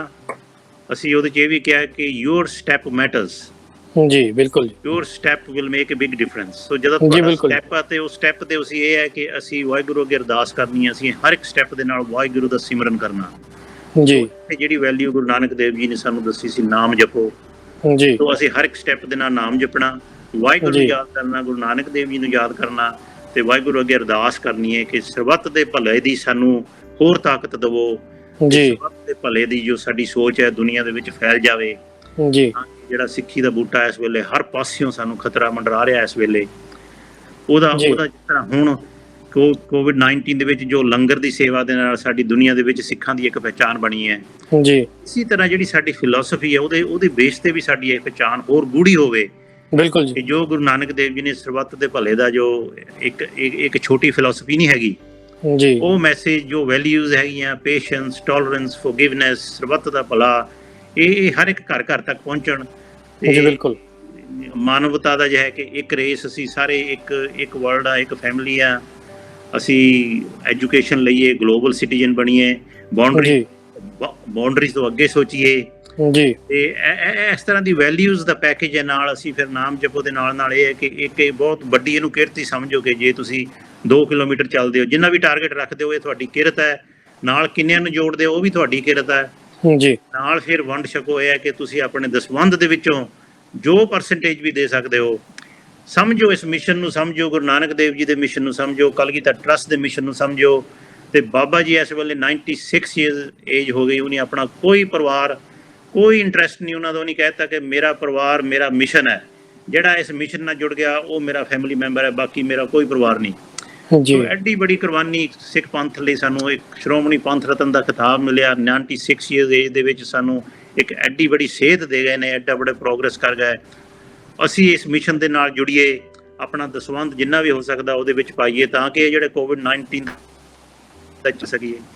ਸੋ ਇਹੋ ਹੀ ਮੈਸੇਜ ਹੈ ਕਿ ਸਾਰਿਆਂ ਲਈ ਹੁਣ ਤੇ ਇਸ ਵੇਲੇ ਸਾਡੇ ਇਹੋ ਹੀ ਬੇਨਤੀ ਹੈ ਕਿ ਸੰਗਤ ਜਾ ਕੇ www.badusaheb.org ਦੇ ਉੱਤੇ ਵੋਕ ਟੂ ਸੇਵ ਰਜਿਸਟ੍ਰੇਸ਼ਨ ਪਹਿਲਾਂ ਕਰਾਓ। ਫਿਰ ਰਜਿਸਟ੍ਰੇਸ਼ਨ ਦੇ ਨਾਲ ਆਪਣਾ ਸਪਾਂਸਰਸ਼ਿਪ ਪੇਜ ਹੈ ਜਸਟ ਗਿਵਿੰਗ ਦਾ, ਉਹਨੂੰ ਸੈਟਅਪ ਕਰੋ ਵੱਧ ਤੋਂ ਵੱਧ ਆਪਣੇ ਸੰਗਤ ਨੂੰ ਨਾਲ ਜੋੜਨ ਵਾਸਤੇ, ਤੇ ਉਹਦੇ ਜਿੰਨੀ ਵੀ ਕੰਟਰੀਬਿਊਸ਼ਨ ਆਪਣੇ ਦਸਵੰਧ ਦੀ ਹੈ ਇਸ ਪ੍ਰੋਜੈਕਟ ਦੇ ਵਿੱਚ ਪਾਓ। ਪਰ ਇਹਨੂੰ ਅਸੀਂ ਵਰਲਡ ਲੈਵਲ ਤੇ ਚਾਹੁੰਦੇ ਹਾਂ ਕਿ ਅਸੀਂ ਹਰ ਸਾਲ ਹੀ ਇਹ ਵਰਲਡ ਲੈਵਲ ਤੇ ਕਰੀਏ। ਬੱਚੇ ਜਿਹੜੇ ਵੜੂ ਸਾਹਿਬ ਦੇ ਬੱਚੇ ਅੱਜ ਕੱਲ੍ਹ ਮਾਈਕਰੋਸਾਫਟ 'ਚ ਪਹੁੰਚ ਗਏ, ਗੂਗਲ ਨਾਸਾ 'ਚ ਪਹੁੰਚ ਗਏ ਨੇ ਜੀ। ਇਹ ਦੱਸਾਂਗੇ ਨਹੀਂ ਸੰਗਤਾਂ ਨੂੰ, ਤੇ ਅਸੀਂ ਜਿਹੜੀ ਉਹ ਬੈਡ ਨਿਊਜ਼ ਦਾ ਹਰ ਰੋਜ਼ ਬੈਡ ਨਿਊਜ਼ ਡਿਪਰੈਸ਼ਨ ਉਸ ਚੀਜ਼ ਦੇ ਵਿੱਚੋਂ ਨਿਕਲੀਏ, COVID-19 ਦੇ ਡਿਪਰੈਸ਼ਨ 'ਚੋਂ ਨਿਕਲੀਏ ਜੀ। ਬਿਲਕੁਲ ਉਹਦਾ ਆਸਰਾ ਲੈ ਕੇ ਤੇ ਗੁਰੂ ਨਾਨਕ ਦੇਵ ਜੀ ਦੇ ਜੋ ਬੈਕ ਟੂ ਬੇਸਿਕਸ ਜਾ ਕੇ ਉਹਨਾਂ ਚੀਜ਼ਾਂ ਦਾ ਆਸਰਾ ਲੈ ਕੇ ਅਸੀਂ ਇੱਕ ਸਕਸੈਸਫੁਲ ਸਿੱਖ ਇਹਨਾਂ ਦੇ ਵਿੱਚੋਂ ਬਾਹਰ ਉੱਭਰੀ ਹੈ। ਬਿਲਕੁਲ ਜੀ, ਬਿਲਕੁਲ ਅਟਵਾਲ ਜੀ, ਤੁਸੀਂ ਬਹੁਤ ਡਿਫਰੈਂਟ ਐਂਗਲਸ ਤੋਂ ਸ਼ੁਰੂਆਤ ਤੋਂ ਆਈ ਥਿੰਕ ਬਹੁਤ ਐਸਪੈਕਟ ਤੁਸੀਂ ਛੂਏ ਹੈਗੇ ਆ ਆਪਣੀ ਗੱਲਬਾਤ ਦੇ ਵਿੱਚ। ਆਈ ਥਿੰਕ ਆਲ ਅਰਾਊਂਡ ਤੁਸੀਂ ਜਿਹੜੀ ਇਨਫੋਰਮੇਸ਼ਨ ਦੇਣ ਦੀ ਕੋਸ਼ਿਸ਼ ਕੀਤੀ ਹੈ ਦਰਸ਼ਕਾਂ ਨੂੰ। ਅਟਵਾਲ ਜੀ, ਜਿਹੜੀ ਪ੍ਰੀਪਰੇਸ਼ਨ ਦੀ ਗੱਲ ਸੀ ਕਿ ਮਤਲਬ ਕਿ ਉਹ ਤੁਹਾਡੀ ਜਿਹੜੀ ਹੁਣ ਗਲੋਬਲ ਜਿਸ ਤਰ੍ਹਾਂ ਈਵੈਂਟ ਹੈ, ਤਾਂ ਤੁਹਾਡੀ ਟੀਮ ਦੀ ਜੋ ਪ੍ਰੀਪਰੇਸ਼ਨ ਹੈ, ਜੋ ਮਿਹਨਤ ਹੈ, ਉਹ ਕਹਿਣ ਦਾ ਮਤਲਬ ਉਹ ਤਿਆਰੀਆਂ ਕਿੱਥੇ ਕੁ ਪਹੁੰਚੀਆਂ ਨੇ ਜੀ? ਕੁਛ ਕਿੱਥੇ ਕੁ ਮੰਨਦੇ ਹੋ ਤੁਸੀਂ ਪਹੁੰਚੇ ਹੋ? ਹਾਂਜੀ, ਉਹ ਤਿਆਰੀਆਂ ਦੇਖੋ 1 August to 28 August ਆ ਦ ਕੀ ਡੇਟਸ ਹਨ ਜੀ। ਬਿਲਕੁਲ ਅਸੀਂ ਉਹ ਫਸਟ ਜਿਹੜਾ ਕੋਈ ਵੀ ਪਾਰਟਿਸਿਪੇਟ ਕਰ ਸਕਦਾ ਉਹ ਹੈਗਾ 1 August ਜੀ। ਤੋ 28,000 ਯਾਦ ਰੱਖਣ ਵਾਲੀ ਗੱਲ ਹੈ ਕਿ 28,000 ਕਿਲੋਮੀਟਰ ਜਿਹੜੇ ਕਿ ਗੁਰੂ ਨਾਨਕ ਦੇਵ ਜੀ ਆਪਣੀ ਲਾਈਫ ਦੇ ਵਿੱਚ ਚੱਲੇ ਨੇ 4 ਉਦਾਸੀਆਂ ਦੇ ਵਿੱਚ ਜੀ। ਤੋ ਉਹ ਤੇ ਅਸੀਂ ਇੱਕ ਤਰ੍ਹਾਂ ਦਾ ਇੱਕ ਸਿੰਬੋਲਿਕ ਈਵੈਂਟ ਇਹਨੂੰ ਬਣਾ ਕੇ ਗੁਰੂ ਨਾਨਕ ਦੇਵ ਜੀ ਨਾਲ ਲਿੰਕ ਕੀਤਾ ਕਿ ਮੇਨ ਚੀਜ਼ ਹੈ ਕਿ ਜਿਹੜੀ ਉਹਨਾਂ ਦੀ ਵੈਲਿਊਜ਼ ਹੈ ਉਹਨਾਂ ਬਾਰੇ ਅਸੀਂ ਆਪਣੀ ਜੀਵਨ ਦੇ ਵਿੱਚ ਪ੍ਰੈਕਟੀਕਲੀ ਜੋ ਵੀ ਲਿਆ ਸਕਦੇ ਹਾਂ ਉਹ ਲਿਆਈਏ ਜੀ। ਬਿਲਕੁਲ, ਕਿਉਂਕਿ those seem to be like forgotten values now ਜੀ। ਸੋ ਤਿਆਰੀਆਂ ਪੂਰੀਆਂ ਚੱਲ ਰਹੀਆਂ ਨੇ। ਸਭ ਤੋਂ ਪਹਿਲਾ ਸਟੈਪ ਅਸੀਂ ਸੰਗਤਾਂ ਨੂੰ ਕਹਿ ਰਹੇ ਕਿ ਇਹਦੇ 'ਚ ਆਪਣੀ ਇੰਟਰਸਟ ਰਜਿਸਟਰ ਕਰਾਓ। ਸੈਕੰਡ ਸਟੈਪ ਹੋਏਗਾ ਕਿ ਤੁਹਾਡਾ ਜਿਹੜਾ ਜਸਟ ਗਿਵਿੰਗ ਪੇਜ ਹੈ ਉਹਦੇ ਤੇ ਆਪਣਾ ਪਰਸਨਲ ਮੈਸੇਜ ਵੀ, ਜਿਸ ਤਰ੍ਹਾਂ ਮੇਰੀ ਪਰਸਨਲ ਜਰਨੀ ਹੈ ਬੜੂ ਸਾਹਿਬ ਦੇ ਨਾਲ, ਮੈਂ ਆਪਣਾ ਪਰਸਨਲ ਮੈਸੇਜ ਪਾਵਾਂਗਾ। ਮੈਂ ਆਪਣੀ ਫੈਮਿਲੀ ਨੂੰ ਮੋਟੀਵੇਟ ਕਰਾਂਗਾ, ਰਿਸ਼ਤੇਦਾਰਾਂ ਨੂੰ ਕਿ ਭਾਈ ਮੈਨੂੰ ਸਪਾਂਸਰ ਕਰੋ ਜਾਂ ਆਪ ਫੰਡ ਰੇਜ਼ਰ ਬਣੋ, ਇਹਦੇ ਵੋਕ ਦੇ ਵਿੱਚ ਹਿੱਸਾ ਲਵੋ ਜੀ। ਉਹ ਜਿਹੜਾ ਹੈ ਕਿ ਹੁਣ ਕਲੈਕਟਿਵਲੀ ਅਸੀਂ ਜੇ ਪਾਰਟਿਸਿਪੇਟ ਕਰ ਰਹੇ ਹਾਂ ਕਿ ਕਲੈਕਟਿਵਲੀ ਸਾਨੂੰ ਕਿਸ ਤਰ੍ਹਾਂ ਪਤਾ ਲੱਗੇਗਾ ਕਿ ਕਿੰਨੀ ਸੰਗਤ ਸਾਡੇ ਨਾਲ ਜੁੜ ਗਈ ਹੈ, ਕਿੰਨੀ ਸਾਡੇ ਹੋ ਗਈ ਹੈ, ਕਿੰਨੀ ਹੋ ਗਈ ਹੈ ਜੀ। ਜਿਹੜਾ ਲਾਸਟ ਐਪਲੀਕੇਸ਼ਨ ਹੈ that is being prepared now. Okay ਜੀ। ਨਾਲ ਜੋ ਵੀ ਹੋਏਗਾ ਅਸੀਂ ਟੀਵੀ ਦੇ ਥਰੂ, ਸੋਸ਼ਲ ਮੀਡੀਆ ਦੇ ਥਰੂ, ਫੇਸਬੁੱਕ, ਉਹ ਸਾਰੀ ਸੰਗਤਾਂ ਨੂੰ ਜਦੋਂ ਤੁਸੀਂ ਰਜਿਸਟਰ ਕਰਾ ਜਾਓਗੇ ਸਾਰੀ ਇਨਫੋਰਮੇਸ਼ਨ ਤੁਹਾਡੇ ਕੋਲ ਆ ਜਾਏਗੀ ਜੀ। One is to register for this noble cause ਜੀ। ਬਿਲਕੁਲ ਜੀ, ਬਿਲਕੁਲ ਜੀ। ਜਿਹੜੀ ਅਗਲੀ ਗੱਲ ਮੈਂ ਪੁੱਛਣੀ ਸੀ ਉਹ ਤੁਸੀਂ ਆਲਰੇਡੀ ਆਨਸਰ ਕਰ ਦਿੱਤੀ ਹੈ ਕਿ ਤੁਸੀਂ ਲਾਸਟ ਟਾਈਮ ਕਿਹਾ ਸੀ ਕਿ ਐਪ ਬਣਾਇਆ ਜਾ ਰਿਹਾ ਜਿਹਦੇ ਵਿੱਚ ਸਾਰਾ ਇਹ ਮੋਨੀਟਰ ਕੀਤਾ ਜਾਏਗਾ। ਸੋ ਤੁਸੀਂ ਆਲਰੇਡੀ ਉਹ ਆਨਸਰ ਕਰ ਦਿੱਤੀ ਹੈ ਜੀ। ਡਾਕਟਰ ਸਾਹਿਬ ਜੀ, ਮੈਂ ਤੁਹਾਡੇ ਵੱਲ ਆਉਣਾ ਚਾਹਾਂਗਾ ਜੀ ਕਿ ਜਿਸ ਤਰ੍ਹਾਂ ਵਾਕ ਤੇ ਜਿਹੜਾ ਇੰਨਾ ਐਮਫੈਸਿਸ ਹੁਣ ਕਲਗੀਧਰ ਟਰਸਟ ਵੀ ਦੇ ਰਿਹਾ, ਬਟ ਜੇ ਅਸੀਂ ਗੱਲ ਕਰੀਏ ਤਾਂ ਸ਼ੁਰੂ ਤੋਂ ਹੀ ਡਾਕਟਰ ਵੈਦ ਜਿਹੜੇ ਹੁੰਦੇ ਸੀ ਉਹ ਵਾਕਿੰਗ ਨੂੰ ਇੱਕ ਬਹੁਤ ਹੀ ਵਧੀਆ ਐਕਸਰਸਾਈਜ਼ ਮੰਨਦੇ ਆ, ਕਿਉਂਕਿ ਸਿੰਪਲੈਸਟ ਵੇ ਹੈਗਾ ਆ, ਹਰ ਕੋਈ ਬੰਦਾ ਅਫੋਰਡ ਕਰ ਸਕਦਾ, ਟਾਈਮ ਕੱਢਣਾ ਹੈ ਬਸ। ਤੁਸੀਂ ਕੀ ਮੰਨਦੇ ਹੋ ਕਿ ਜਦੋਂ ਇਨਸਾਨ ਵਾਕ ਕਰਦਾ ਆ, ਪਹਿਲੀ ਗੱਲ ਤਾਂ ਇਹ ਹੈ ਕਿ ਕਿੰਨੀ ਵਾਕ ਕਰਨੀ ਜਿਹੜੀ ਚਾਹੀਦੀ ਹੈ ਹਰ ਇੱਕ ਇਨਸਾਨ ਨੂੰ ਐਵਰੀ ਡੇ? ਸੈਕੰਡਲੀ ਕਿ ਉਹਦੇ ਨਾਲ ਕਿ ਬੋਡੀ ਰਿਐਕਟ ਕਿਸ ਤਰ੍ਹਾਂ ਕਰਦੀ ਹੈ, ਉਹਦੇ ਨਾਲ ਕੀ ਚੇਂਜਸ ਆਉਂਦੀਆਂ ਜੀ ਬੋਡੀ ਦੇ ਅੰਦਰ? ਹਾਂਜੀ ਹਾਂਜੀ, ਪਹਿਲੀ ਤਾਂ ਆਪਣੇ ਗੁਰੂ ਜੀ ਨੇ ਆਪਾਂ ਨੂੰ ਦੱਸਿਆ ਨਾ ਕਿ ਵੈਦਾ ਸੰਦਾ ਸੰਗ ਇਕੱਠਾ ਹੁਆ, ਔਖਦ ਆਏ ਰਾਸ ਵਿੱਚ ਆਪ ਖਲੋਆ ਜੀ। ਜਿੰਨਾ ਚਿਰ ਮਾਲਿਕ ਆ ਕੇ ਖੜ ਨਹੀਂ, ਜਦ ਸਾਡੇ ਜੈਸੇ ਡਾਕਟਰ ਭਾਵੇਂ ਕਿੰਨੇ ਹਜ਼ਾਰੇ ਇਕੱਠੇ ਕਰ ਲੋ ਜਾਂ ਸਪੈਸ਼ਲਿਸਟ ਇਕੱਠੇ ਕਰ ਲੋ, ਉਹ ਔਖਦ ਆਏ ਰਾਸ ਜਦੋਂ ਉਹ ਮਾਲਿਕ ਆਪ ਖੜਦਾ ਆ ਕੇ। ਬਿਲਕੁਲ। ਸੋ ਪਹਿਲੀ ਗੱਲ ਤਾਂ ਇਹੀ ਹੈ ਨਾ ਕਿ ਜਦੋਂ ਤੁਸੀਂ ਵਾਹਿਗੁਰੂ ਦਾ ਸ਼ਬਦ, ਜਦੋਂ ਆਪਾਂ ਗੁਰਮੰਤਰ ਜਾਂ ਆਪਾਂ ਮੂਲ ਮੰਤਰ ਜੋੜ ਲਿਆ ਤੁਰਨ ਦੇ ਵਿੱਚ ਜੀ, ਆਲਰੇਡੀ ਤੁਸੀਂ ਨਾ ਜਿਵੇਂ ਸਮਝ ਲਓ ਆਪਦੀ ਸਪਿਰਿਚੁਅਲ ਹੈਲਥ, ਮੈਂਟਲ ਹੈਲਥ ਤੇ ਫਿਜ਼ੀਕਲ ਹੈਲਥ, ਇਹ ਤਿੰਨੇ ਹਿੱਸਿਆਂ ਨੂੰ ਤੁਸੀਂ ਕਵਰ ਕਰ ਦਿੱਤਾ। ਹਾਂਜੀ। ਸੋ ਇਹ ਪਹਿਲਾ ਇੱਥੇ ਆਪਣਾ ਹਨਾ। ਸੋ ਜਿਹੜੀ ਐਕਸਰਸਾਈਜ਼ ਹੁੰਦੀ ਆ ਤਾਂ ਤੁਰਨ ਦੇ ਵਿੱਚ ਇਹ ਆ ਕਿ ਸਹਿਜੇ ਤੁਰੀ ਜਾਓ, ਭਾਵੇਂ ਤੁਸੀਂ ਐਡਲੀ ਹੋ, ਭਾਵੇਂ ਤੁਸੀਂ ਨਿਆਣੇ ਹੋ, ਸਿਆਣੇ ਹੋ, ਇਹ ਤੁਹਾਨੂੰ ਕੋਈ ਵੀ ਦਿੱਕਤ ਨਹੀਂ ਹੈਗੀ ਕਿ ਜ਼ਿਆਦਾ ਭੱਜਣਾ। ਜੇ ਭੱਜਣ ਦੇ ਨਾਲ ਕਈਆਂ ਨੂੰ ਕਹਿੰਦੇ ਹੁੰਦੇ ਕਿ ਤੁਹਾਡੇ ਗੋਡੇ ਦੁਖਦੇ ਆ ਜਾਂ ਕਈਆਂ ਨੂੰ ਕਹਿ ਦਿੰਦੇ ਆ ਕਿ ਤੁਹਾਡਾ ਹਾਰਟ ਦੀ ਪ੍ਰੋਬਲਮ ਆ, ਤੁਸੀਂ ਭੱਜ ਨਹੀਂ ਸਕਦੇ। ਤੁਰਨ ਦੇ ਵਿੱਚ ਤਾਂ ਸਹਿਜੇ ਸਾਰਾ ਕੁਝ ਹੋਈ ਜਾਣਾ ਜੀ। ਤੁਸੀਂ ਬਸ ਆਪਦੇ ਆਪ ਨੂੰ ਨਾਈਸਲੀ ਇੱਕ ਸਮੂਥ ਰੇਟ ਤੇ ਤੁਰੀ ਜਾਣਾ, ਕੋਈ ਸਪੀਡ ਦੀ ਪ੍ਰੋਬਲਮ ਨਹੀਂ ਹੈਗੀ। ਭਾਵੇਂ ਗੱਲਾਂ ਬਾਤਾਂ ਵੀ ਕਰੀ ਜਾਓ ਜਦੋਂ ਤੁਸੀਂ ਤੁਰਦੇ ਆ। ਉਹ ਗੱਲਾਂ ਬਾਤਾਂ ਇਹ ਆ ਕਿ ਵਾਹਿਗੁਰੂ, ਜਾਂ ਤਾਂ ਤੁਸੀਂ ਗੁਰੂ ਦੀ ਗੱਲ ਕਰੋ ਜਾਂ ਤੁਸੀਂ ਗੁਰੂ ਵਾਲੇ ਗੱਲ ਕਰੋ ਜੀ। ਸੋ ਆਪਣੇ ਜਿਹੜੀਆਂ ਗੱਲਾਂ ਬਾਤਾਂ ਹੁੰਦੀਆਂ ਨਾ, ਆਪਾਂ ਕਹਿੰਦੇ ਨਾ ਕਿ ਸੰਗਤ ਹੋ ਗਈ। ਸੰਗਤ ਤਾਂ ਉਹ ਹੋਈ ਨਾ ਜਿੱਥੇ ਜਾਂ ਤਾਂ ਤੁਸੀਂ ਗੁਰੂ ਦੀ ਗੱਲ ਕੀਤੀ ਜਾਂ ਤੁਸੀਂ ਗੁਰੂ ਦੇ ਨਾਲ ਗੱਲ ਕਰ ਰਹੇ ਹੋ ਜੀ। ਸੋ ਆਪਾਂ ਜੇ ਇਹਨੂੰ ਆਪਾਂ ਜਿਹੜਾ ਵੋਕਿੰਗ ਦਾ, ਇਹ ਤਾਂ ਹੈ ਹੀ ਫਿਜ਼ੀਕਲ ਹੈਲਥ ਸਕਿੱਲ ਆ, ਉਹਦੇ ਵਿੱਚ ਥੋੜੀ ਜਿਹੀ ਫੁਰਤੀ ਆਊਗੀ, ਹਨਾ ਜੀ। ਉਹਦੇ ਵਿੱਚ ਸਭ ਤੋਂ ਇਹ ਆ ਕਿ ਤੁਸੀਂ ਇਹ ਧਿਆਨ ਰੱਖਣਾ ਕਿ ਕਿਉਂ ਤੁਰ ਰਹੇ ਹੋ। ਕਈ ਕਹਿੰਦੇ ਅਸੀਂ ਤੁਰਨਾ ਆ ਭਾਰ ਘਟਾਉਣ ਵਾਸਤੇ, ਹਾਂਜੀ ਅਸੀਂ ਤੁਰਨਾ ਆ ਕਿਉਂਕਿ ਡਾਕਟਰ ਨੇ ਕਿਹਾ। ਇੱਥੇ ਤੁਸੀਂ ਤੁਰ ਰਹੇ ਹੋ ਕਿ ਤੁਸੀਂ ਗੁਰੂ ਦੀ ਸੇਵਾ ਦੇ ਵਿੱਚ ਲੱਗਣਾ ਹੈ। ਤੁਸੀਂ ਕਲਗੀਧਰ ਟਰੱਸਟ ਦੇ ਨਾਲ ਜਿਹੜਾ ਐਡਾ ਵੱਡਾ ਉਪਰਾਲਾ ਆ ਜੀ, ਉਹਦੇ ਵਿੱਚ ਜੁੜ ਕੇ you are doing something for your entire humanity, not just humanity. ਕਿਉਂਕਿ ਕਲਗੀਧਰ ਟਰੱਸਟ ਸਿਰਫ ਆਪਣੇ ਜਿਹੜੇ ਹੁੰਦੇ ਨਾ, they looking after plant matter, they looking after addictions, they looking after ਸਾਰੀ ਜਿਹੜੀ ਫੈਸਿਟਸ ਆ ਨਾ, ਜੀਓਲੋਜੀਕਲ, ਗਲੋਬਲ, ਇਨਵਾਇਰਨਮੈਂਟਲ ਜੀ। ਤੇ ਤੁਸੀਂ ਇਹ ਵੀ ਲੈ ਲਓ, ਇਹਦੇ ਵਿੱਚ ਐਜੂਕੇਟ ਤੇ ਸੇਵ ਇਹ ਵੀ ਨਾਲ ਹੀ ਆ। ਤੁਸੀਂ ਇੱਕ ਫਰਿਸ਼ਤੇ ਤਿਆਰ ਕਰ ਰਹੇ ਹੋ ਜਿਹੜੀ ਇੱਕ ਫੌਜ ਬਣ ਜੂਗੀ ਦੁਨੀਆ ਨੂੰ ਸਹੀ ਪਾਸੇ ਲੈ ਕੇ ਜਾਣ ਦੀ। ਸੋ ਇਟਸ ਸੱਚ ਅ ਵੰਡਰਫੁਲ ਹੈ ਨਾ ਇਵੈਂਟ, ਹੈ ਨਾ। ਤੇ ਸਮਝ ਵੀ ਆ ਗਈ ਆ, ਕਿਸੇ ਨੂੰ ਕੋਈ ਦਿੱਕਤ ਨਹੀਂ ਹੈਗੀ ਕਿ ਤੁਰਨ ਦਾ ਹਾਂਜੀ। ਸੋ ਕਈ ਫਾਇਦਾ ਹੀ ਫਾਇਦਾ ਜੀ। ਬਿਲਕੁਲ। ਤਾਂ ਡਾਕਟਰ ਸਾਹਿਬ ਜੀ ਅਸੀਂ ਐਗਰੀ ਕਰਦੇ ਹਾਂ ਤੁਹਾਡੇ ਨਾਲ। ਅਟਵਾਲ ਜੀ, ਗੱਲ ਡਾਕਟਰ ਸਾਹਿਬ ਨੇ ਵੀ ਕੀਤੀ, ਤੁਸੀਂ ਵੀ ਕੀਤੀ ਹੈ, ਗੁਰੂ ਨਾਨਕ ਦੇਵ ਜੀ ਦੀ ਫਿਲੋਸਫੀ ਦੀ, ਹੈ ਨਾ ਜੀ। ਜਿਸ ਤਰ੍ਹਾਂ ਉਹਨਾਂ ਨੇ ਜੀਵਨ ਮੰਤਰ ਦਿੱਤਾ ਕਿ ਨਾਮ ਜਪੋ, ਕਿਰਤ ਕਰੋ ਤੇ ਵੰਡ ਛਕੋ, ਇਹ ਇੱਕ ਯੂਨੀਵਰਸਲ ਮੈਸੇਜ ਹੈ। ਵੈਸੇ ਵੀ ਜੇ ਅਸੀਂ ਉਹਨਾਂ ਦੀ ਜ਼ਿੰਦਗੀ ਤੇ ਝਾਤ ਮਾਰੀਏ ਤਾਂ ਉਹਨਾਂ ਦੀ ਜੋ ਫਿਲੋਸਫੀ ਹੈਗੀ ਹੈ ਉਹ ਪੂਰੀ ਲੋਕਾਈ ਨੂੰ ਆਪਣੇ ਕਲਾਵੇ 'ਚ ਲੈਂਦੀ ਹੈਗੀ ਹੈ। ਕਿਸੇ ਵੀ ਤਰ੍ਹਾਂ ਦਾ ਡਿਫਰੈਂਸ ਜਾਂ ਕਹਿ ਲਓ ਉਹ ਨਹੀਂ ਤੁਹਾਡੇ ਮਨ 'ਚ ਆ ਸਕਦਾ। ਬੰਦੇ ਦੇ ਮਾਈਂਡ ਦੇ ਵਿੱਚ ਜਿਹੜੇ ਮੈਂਟਲ ਬੈਰੀਅਰ ਹੁੰਦੇ ਹੈਗੇ ਆ, ਉਹ ਕਿਸੇ ਵੀ ਰੇਸ ਦੇ ਬੇਸ ਤੇ, ਕਮਿਊਨਿਟੀ ਦੇ ਬੇਸ ਤੇ, ਰਿਲੀਜਨ ਦੇ ਬੇਸ ਤੇ ਜਾਂ ਕਿਸੇ ਵੀ ਹੋਰ ਬੇਸਿਸ ਤੇ, ਉਹ ਕਦੇ ਵੀ ਉਹ ਬੈਰੀਅਰ ਐਗਜ਼ਿਸਟ ਨਹੀਂ ਕਰ ਸਕਦੇ। ਜੇ ਹੋਣਗੇ ਤਾਂ ਉਹ ਮਿਟ ਜਾਣਗੇ। ਸੋ ਇਹ ਇੰਨਾ ਵਧੀਆ ਯੂਨੀਵਰਸਲ ਮੈਸੇਜ ਜਿਹੜਾ ਸੀਗਾ ਜੀ, ਇਹਨੂੰ ਅਸੀਂ ਕਹਿ ਲਓ ਕਿ ਯੂਨੀਵਰਸਲ ਕਿਉਂ ਨਹੀਂ ਬਣਾ ਸਕੇ? ਸਾਡੀਆਂ ਕਮੀਆਂ ਕਿੱਥੇ ਰਹਿ ਗਈਆਂ? ਦੇਖੋ ਜੀ, ਗੁਰਬਾਣੀ ਦੇ ਵਿੱਚ ਫਰਮਾਨ ਹੈ ਕਿ ਸੰਸਾਰ ਰੋਗੀ ਜੀ, ਨਾਮ ਦਾਰੂ ਮੈਲ ਲਾਗੇ ਸੱਚ ਬਿਨਾ ਜੀ।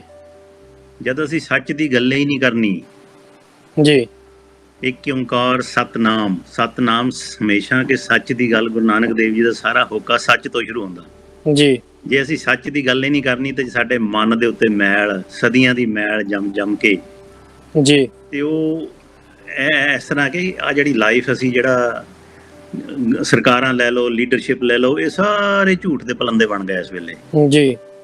ਸਕੂਲਾਂ ਦੇ ਵਿੱਚ, ਪ੍ਰਾਇਮਰੀ ਸਕੂਲਾਂ ਦੇ ਵਿੱਚ ਸਾਡੀ ਜਿਹੜਾ ਕਰਿਕੂਲਮ ਦੇ ਵਿੱਚ ਸਿੱਖ ਹਿਸਟਰੀ, ਸਿੱਖ ਵੈਲਿਊਜ਼, ਮੈਂ ਤਾਂ ਕਹਿ ਰਿਹਾ ਕਿ ਸਾਨੂੰ ਸਕੂਲ ਵੱਲੋਂ ਤਾਂ ਕੁਝ ਨਹੀਂ ਮਿਲਿਆ, ਪਰ ਪੇਰੈਂਟਸ ਨੇ ਸਾਨੂੰ, ਜਦੋਂ ਮੈਂ ਆਪਣੀ ਪ੍ਰਾਇਮਰੀ ਸਕੂਲ ਦੇ ਵਿੱਚ ਮੈਂ ਸੀਗਾ, ਮੈਨੂੰ ਲੱਗਦਾ ਮੈਂ ਉਦੋਂ ਮੇਰੀ ਏਜ 13 ਸਾਲ ਤੋਂ ਥੱਲੇ ਦੀ ਗੱਲ ਕਰ ਰਿਹਾ ਮੈਂ ਜੀ, ਜਦੋਂ ਗੁਰੂ ਨਾਨਕ ਦੇਵ ਜੀ ਦਾ 500 ਸਾਲਾ ਮਨਾਇਆ ਜਾ ਰਿਹਾ ਸੀ ਜੀ, ਉਦੋਂ 10 ਗੁਰੂਆਂ ਦੇ ਉੱਤੇ ਇੱਕ ਬਹੁਤ ਹੀ ਗਲੋਸੀ, ਬਹੁਤ ਹੀ ਇੰਪ੍ਰੈਸਿਵ ਬੁਕਲੈਟਸ ਛਪੀਆਂ 10 ਜੀ, ਹਰ ਇੱਕ ਬੱਚਿਆਂ ਵਾਸਤੇ ਸੀਗੀਆਂ, ਜਿੱਦਾਂ ਬੈਡ ਟਾਈਮ ਸਟੋਰੀਜ਼ ਜੀ। ਉਹ ਮੈਂ ਜਦੋਂ ਬਚਪਨ 'ਚ ਉਹ 10 ਗੁਰੂਆਂ ਦੀਆਂ ਉਹ ਬੈਡ ਟਾਈਮ ਸਟੋਰੀਜ਼ ਪੜ੍ਹੀਆਂ, ਉਹ ਸੋਚ ਮੇਰੇ ਅੰਦਰ ਇਸ ਤਰ੍ਹਾਂ ਘਰ ਕਰ ਗਈ ਕਿ ਇਹ ਤੋਂ ਉੱਤੇ ਸੋਚ ਕੋਈ ਹੋਰ ਹੀ ਹੋ ਹੀ ਨਹੀਂ ਸਕਦੀ ਜੀ। ਸੋ ਉਹਦੇ 'ਚ ਤੁਹਾਡੀ ਜਿਹੜੀ ਸੋਚ ਹੈ ਨਾ, ਆਟੋਮੈਟਿਕਲੀ ਮੈਨੂੰ ਕੋਈ ਕਿਸੇ ਜਿੱਦਾਂ ਟ੍ਰੇਨਿੰਗ ਦੀ ਕਿ ਕਿਸੇ ਦਾ ਕੋਈ ਬੁਰਾ ਨਹੀਂ ਸੋਚਣਾ, ਹਰ ਇੱਕ ਦਾ ਭਲੇ ਦੀ ਗੱਲ ਕਰਨੀ ਹੈ। ਗੁਰੂ ਨਾਨਕ ਦੇਵ ਜੀ ਕਿਸ ਤਰ੍ਹਾਂ ਕੌਡੇ ਰਾਖਸ਼ ਨੂੰ ਜਾ ਕੇ ਉਹਦਾ ਉਧਾਰ ਕਰ ਦਿੱਤਾ, ਹਰਿਦੁਆਰ ਦੇ ਵਿੱਚ ਕਿਸ ਤਰ੍ਹਾਂ ਜਿਹੜੇ ਹਿੰਦੂਆਂ ਦੇ ਕਰਮ ਕਾਂਡ ਪਖੰਡਾਂ ਨੂੰ ਕਿਸ ਤਰ੍ਹਾਂ ਲੌਜੀਕਲੀ ਉਹਨੂੰ ਰੋਂਗ ਕਰ ਦਿੱਤਾ, ਕਿਸ ਤਰ੍ਹਾਂ ਕਰਾਮਾਤਾਂ 'ਚੋਂ ਲੋਕਾਂ ਨੂੰ ਕੱਢਿਆ ਕਿ ਸਭ ਤੋਂ ਵੱਡੀ ਕਰਾਮਾਤ ਜੇ ਪ੍ਰਮਾਤਮਾ ਦੇ ਨਾਲ ਤੁਸੀਂ ਪਿਆਰ ਕਰ ਸਕਦੇ ਹੋ, ਇਹ ਤੋਂ ਵੱਡੀ ਕਰਾਮਾਤ ਹੀ ਹੋਰ ਕੋਈ ਹੈ ਨਹੀਂ। ਹਾਂਜੀ, ਜਿਹੜਾ ਉਹ ਪਿਆਰ ਹੈ ਉਹਦੇ ਵਿੱਚ ਹੀ ਇਹ ਸਾਰਾ ਕੁਝ, ਇੱਥੇ ਸਵਰਗ ਹੈ, ਸਭ ਕੁਝ ਇੱਥੇ ਆ। ਸੋ ਉਹ ਸੰਸਾਰ ਰੋਗੀ, ਉਹ ਦੇਖੋ ਉਹਨੇ ਉਸੇ ਵੇਲੇ ਕਹਿ ਕਿ ਸੰਸਾਰ ਰੋਗੀ, ਕਿਉਂਕਿ ਇਸ ਪਾਸੇ ਨੂੰ ਤਾਂ ਚੱਲਦਾ ਹੀ ਕੋਈ ਵਿਰਲਾ ਆ ਜੀ। ਸੰਸਾਰ ਰੋਗੀ ਨਾਮ ਦਾਰੂ ਮੈਲ ਲਾਗੇ ਸੱਚ ਬਿਨਾ, ਤੇ ਉਹਦੇ 'ਚ ਕਹਿੰਦੇ ਆ ਕਿ ਨਾਨਕ ਸਾਚ ਕਹੇ ਬੇਨੰਤੀ, ਮਨ ਮਾਂਜੇ ਸੱਚ ਸੋਈ। ਜੀ ਮਨ ਦੇ ਉੱਤੇ ਹੁਣ ਸਦੀਆਂ ਸਦੀਆਂ ਦੀ ਮੈਲ ਲੱਗੀ ਹੋਈ ਹੈ, ਇਹਨੂੰ ਮਾਂਜਣ ਦੀ ਬਹੁਤ ਲੋੜ ਆ। ਇਹਨੂੰ ਮਾਂਜਣ ਦਾ ਇੱਕੋ ਹੀ ਤਰੀਕਾ ਹੈ ਕਿ ਤੁਸੀਂ ਜੇ ਇਹਦੇ ਵਿੱਚ ਪਾਰਟਿਸਿਪੇਟ ਕਰਦੇ ਹੋ, ਇਹਦੇ ਮਨ ਦੀ ਮੰਜਾਈ ਰੱਜ ਕੇ ਹੋਏਗੀ। ਜੀ ਪਲਾਨ ਕਰ ਰਿਹਾ ਕਿ ਠੀਕ ਹੈ, ਮੈਂ ਵਾਕਿੰਗ ਐਕਸਰਸਾਈਜ਼ ਨੂੰ ਬੜੀ ਬੋਰਿੰਗ ਸਮਝਦਾ ਹੁੰਦਾ ਸੀ ਜੀ, ਕਿਉਂਕਿ ਮੈਨੂੰ ਫੁੱਟਬਾਲ ਦਾ ਸ਼ੌਕ ਸੀ, ਬੈਡਮਿੰਟਨ ਦਾ ਸ਼ੌਕ ਸੀ, ਜੋਗਿੰਗ, ਸਵਿਮਿੰਗ, ਸਾਰੀਆਂ ਚੀਜ਼ਾਂ ਦਾ ਸ਼ੌਕ ਸੀ ਜੀ। ਪਰ ਉਹ ਕੁਝ ਰੀਜ਼ਨਸ ਕਰਕੇ ਮੈਨੂੰ ਸਾਰੀਆਂ ਬੰਦ ਕਰਨੀਆਂ ਪਈਆਂ ਜੀ। ਤੇ ਡਾਕਟਰ ਫਿਰ ਕਹਿੰਦੇ ਕਿ ਵੀ ਹੁਣ ਤੁਹਾਡਾ ਇੱਕੋ ਇਲਾਜ ਹੈ ਕਿ ਸਿਹਤ ਨੂੰ ਠੀਕ ਰੱਖਣ ਲਈ 5 ਕਿਲੋਮੀਟਰ ਡੇਲੀ ਵਾਕ ਕਰਨਾ ਜ਼ਰੂਰ ਹੈ ਜੀ। ਸੋ ਉੱਥੋਂ ਫਿਰ ਮੈਨੂੰ ਇਹਦੀ ਵੈਲਿਊ ਜਿਹੜੀ ਅਸੀਂ ਕਹਿੰਦੇ ਨੇ ਕਿ boring exercise, now I say, Baba ji the we message ਹੈ ਇਸ ਪ੍ਰੋਗਰਾਮ 'ਚ, now I say that walking is the best exercise ਜੀ ਜੀ ਜੀ when you can't do anything else. ਬਿਲਕੁਲ ਬਿਲਕੁਲ, ਬੈਸਟ ਐਕਸਰਸਾਈਜ਼ ਬਿਲਕੁਲ। ਨਾਲ ਵਾਕਿੰਗ ਦੇ ਉੱਤੇ ਜਿਹੜਾ ਤੁਹਾਡਾ ਇਹ ਮੈਡੀਟੇਸ਼ਨ ਹੈ, ਨਾਲ ਤੁਸੀਂ ਇਹ ਧਿਆਨ ਕਰਨਾ ਹਰ ਇੱਕ ਸਟੈਪ ਦੇ ਨਾਲ, ਵਾਹਿਗੁਰੂ ਦਾ ਸਿਮਰਨ, ਇਹ ਬਹੁਤ ਵੱਡੀ ਗੱਲ ਆ ਜੀ। ਬਿਲਕੁਲ, ਜਿਹੜੀ ਇਹਦੇ ਚ ਸਪਿਰਿਚੁਅਲ ਵੈਲਿਊ ਹੈ, ਇਹਦੇ ਚ ਤੁਹਾਡਾ ਜਿਹੜਾ ਮੈਂਟਲ ਫੋਕਸ ਹਮੇਸ਼ਾ ਦੁਨਿਆਵੀ ਚੀਜ਼ਾਂ ਤੋਂ ਹਟ ਕੇ ਹਮੇਸ਼ਾ ਵਾਹਿਗੁਰੂ ਤੇ ਜਾਣਾ, ਗੁਰੂ ਨਾਨਕ ਦੇਵ ਜੀ ਦੇ ਨਾਲ ਇੱਕ ਪਿਆਰ ਪਾਉਣਾ। ਤੇ ਇੱਥੋਂ ਫਿਰ ਸੇਧ ਲੈ ਕੇ ਅਸੀਂ ਦੇਖਦੇ ਹਾਂ ਕਿ ਜਿਸ ਤਰ੍ਹਾਂ ਸੰਤ ਅਤਰ ਸਿੰਘ ਜੀ ਮਹਾਰਾਜ ਕਿੱਥੇ ਪਾਕਿਸਤਾਨ, ਕਿੱਥੇ ਹਜੂਰ ਸਾਹਿਬ ਜੀ, ਇੱਕ ਇੱਕ ਸਟੈਪ ਦੇ ਨਾਲ ਵਾਹਿਗੁਰੂ ਵਾਹਿਗੁਰੂ ਕਰਕੇ ਚਲੇ ਗਏ। ਉੱਥੇ 100 ਕਿਲੋਮੀਟਰ ਇੱਕ ਦਿਨ ਚ ਚੱਲਣਾ ਤੇ ਮਤਲਬ ਮਿਰੇਕਲ ਹੀ ਹੈ ਨਾ ਜੀ। ਬਿਲਕੁਲ, ਸੋ ਇਹ miracles, if you want these miracles to happen, Baba ji ਆਪ ਦੱਸਦੇ ਨੇ ਆਪਣੀ ਕਿ ਜਦੋਂ ਇਹ ਬੜੂ ਸਾਹਿਬ ਸੰਤ ਤੇਜਾ ਸਿੰਘ ਜੀ ਮਹਾਰਾਜ ਨੇ ਉਹਨਾਂ ਨੂੰ ਦੱਸਿਆ ਕਿ ਇੱਕ ਪਿੰਡ ਬੜੂ ਸਾਹਿਬ ਬਕਾਊ ਆ ਹਿਮਾਚਲ ਦੇ ਵਿੱਚ ਜੀ, ਉਹ ਦੇਖੋ ਮਹਾਰਾਜ ਦੀਆਂ ਦੂਰ ਦ੍ਰਿਸ਼ਟੀਆਂ ਹੁੰਦੀਆਂ ਕਿ ਪੰਜਾਬ ਦੇ ਵਿੱਚ ਕਿਸੇ ਚੀਜ਼ ਨੂੰ ਨਹੀਂ ਚੱਲਣ ਨਹੀਂ ਦੇਣਾ, ਤੁਸੀਂ ਪੰਜਾਬ ਤੋਂ ਬਾਹਰ ਜੰਗਲਾਂ 'ਚ ਬੈਠ ਕੇ ਸਿੱਖੀ ਦਾ ਪ੍ਰਚਾਰ ਹੋ ਜਾਏਗਾ ਤਾਂ ਵਧੀਆ ਹੋ ਜਾਏਗਾ ਜੀ। ਉਹ ਪਿੰਡ ਕਿਸ ਤਰ੍ਹਾਂ ਇਹ ਨਹੀਂ ਲੱਭਿਆ, ਦੱਸ ਰਹੇ ਨੇ ਬਾਬਾ ਜੀ ਕਿ ਅਸੀਂ 70 ਕਿਲੋਮੀਟਰ ਐਵਰੇਜ ਵੀ ਚੱਲੇ ਪਹਾੜਾਂ ਦੇ ਵਿੱਚ ਰੋਜ਼ ਜੀ ਜੀ ਜੀ। ਤੋ ਉਹ ਚੱਲੇ ਇੱਕ ਮਿਸ਼ਨ ਵਾਸਤੇ, ਉਹ ਮਿਸ਼ਨ ਦਾ ਇੱਕ ਰਿਮਾਈਂਡਰ ਹੈ, walk is a reminder of that great mission started by Sant Attar Singh ji Maharaj.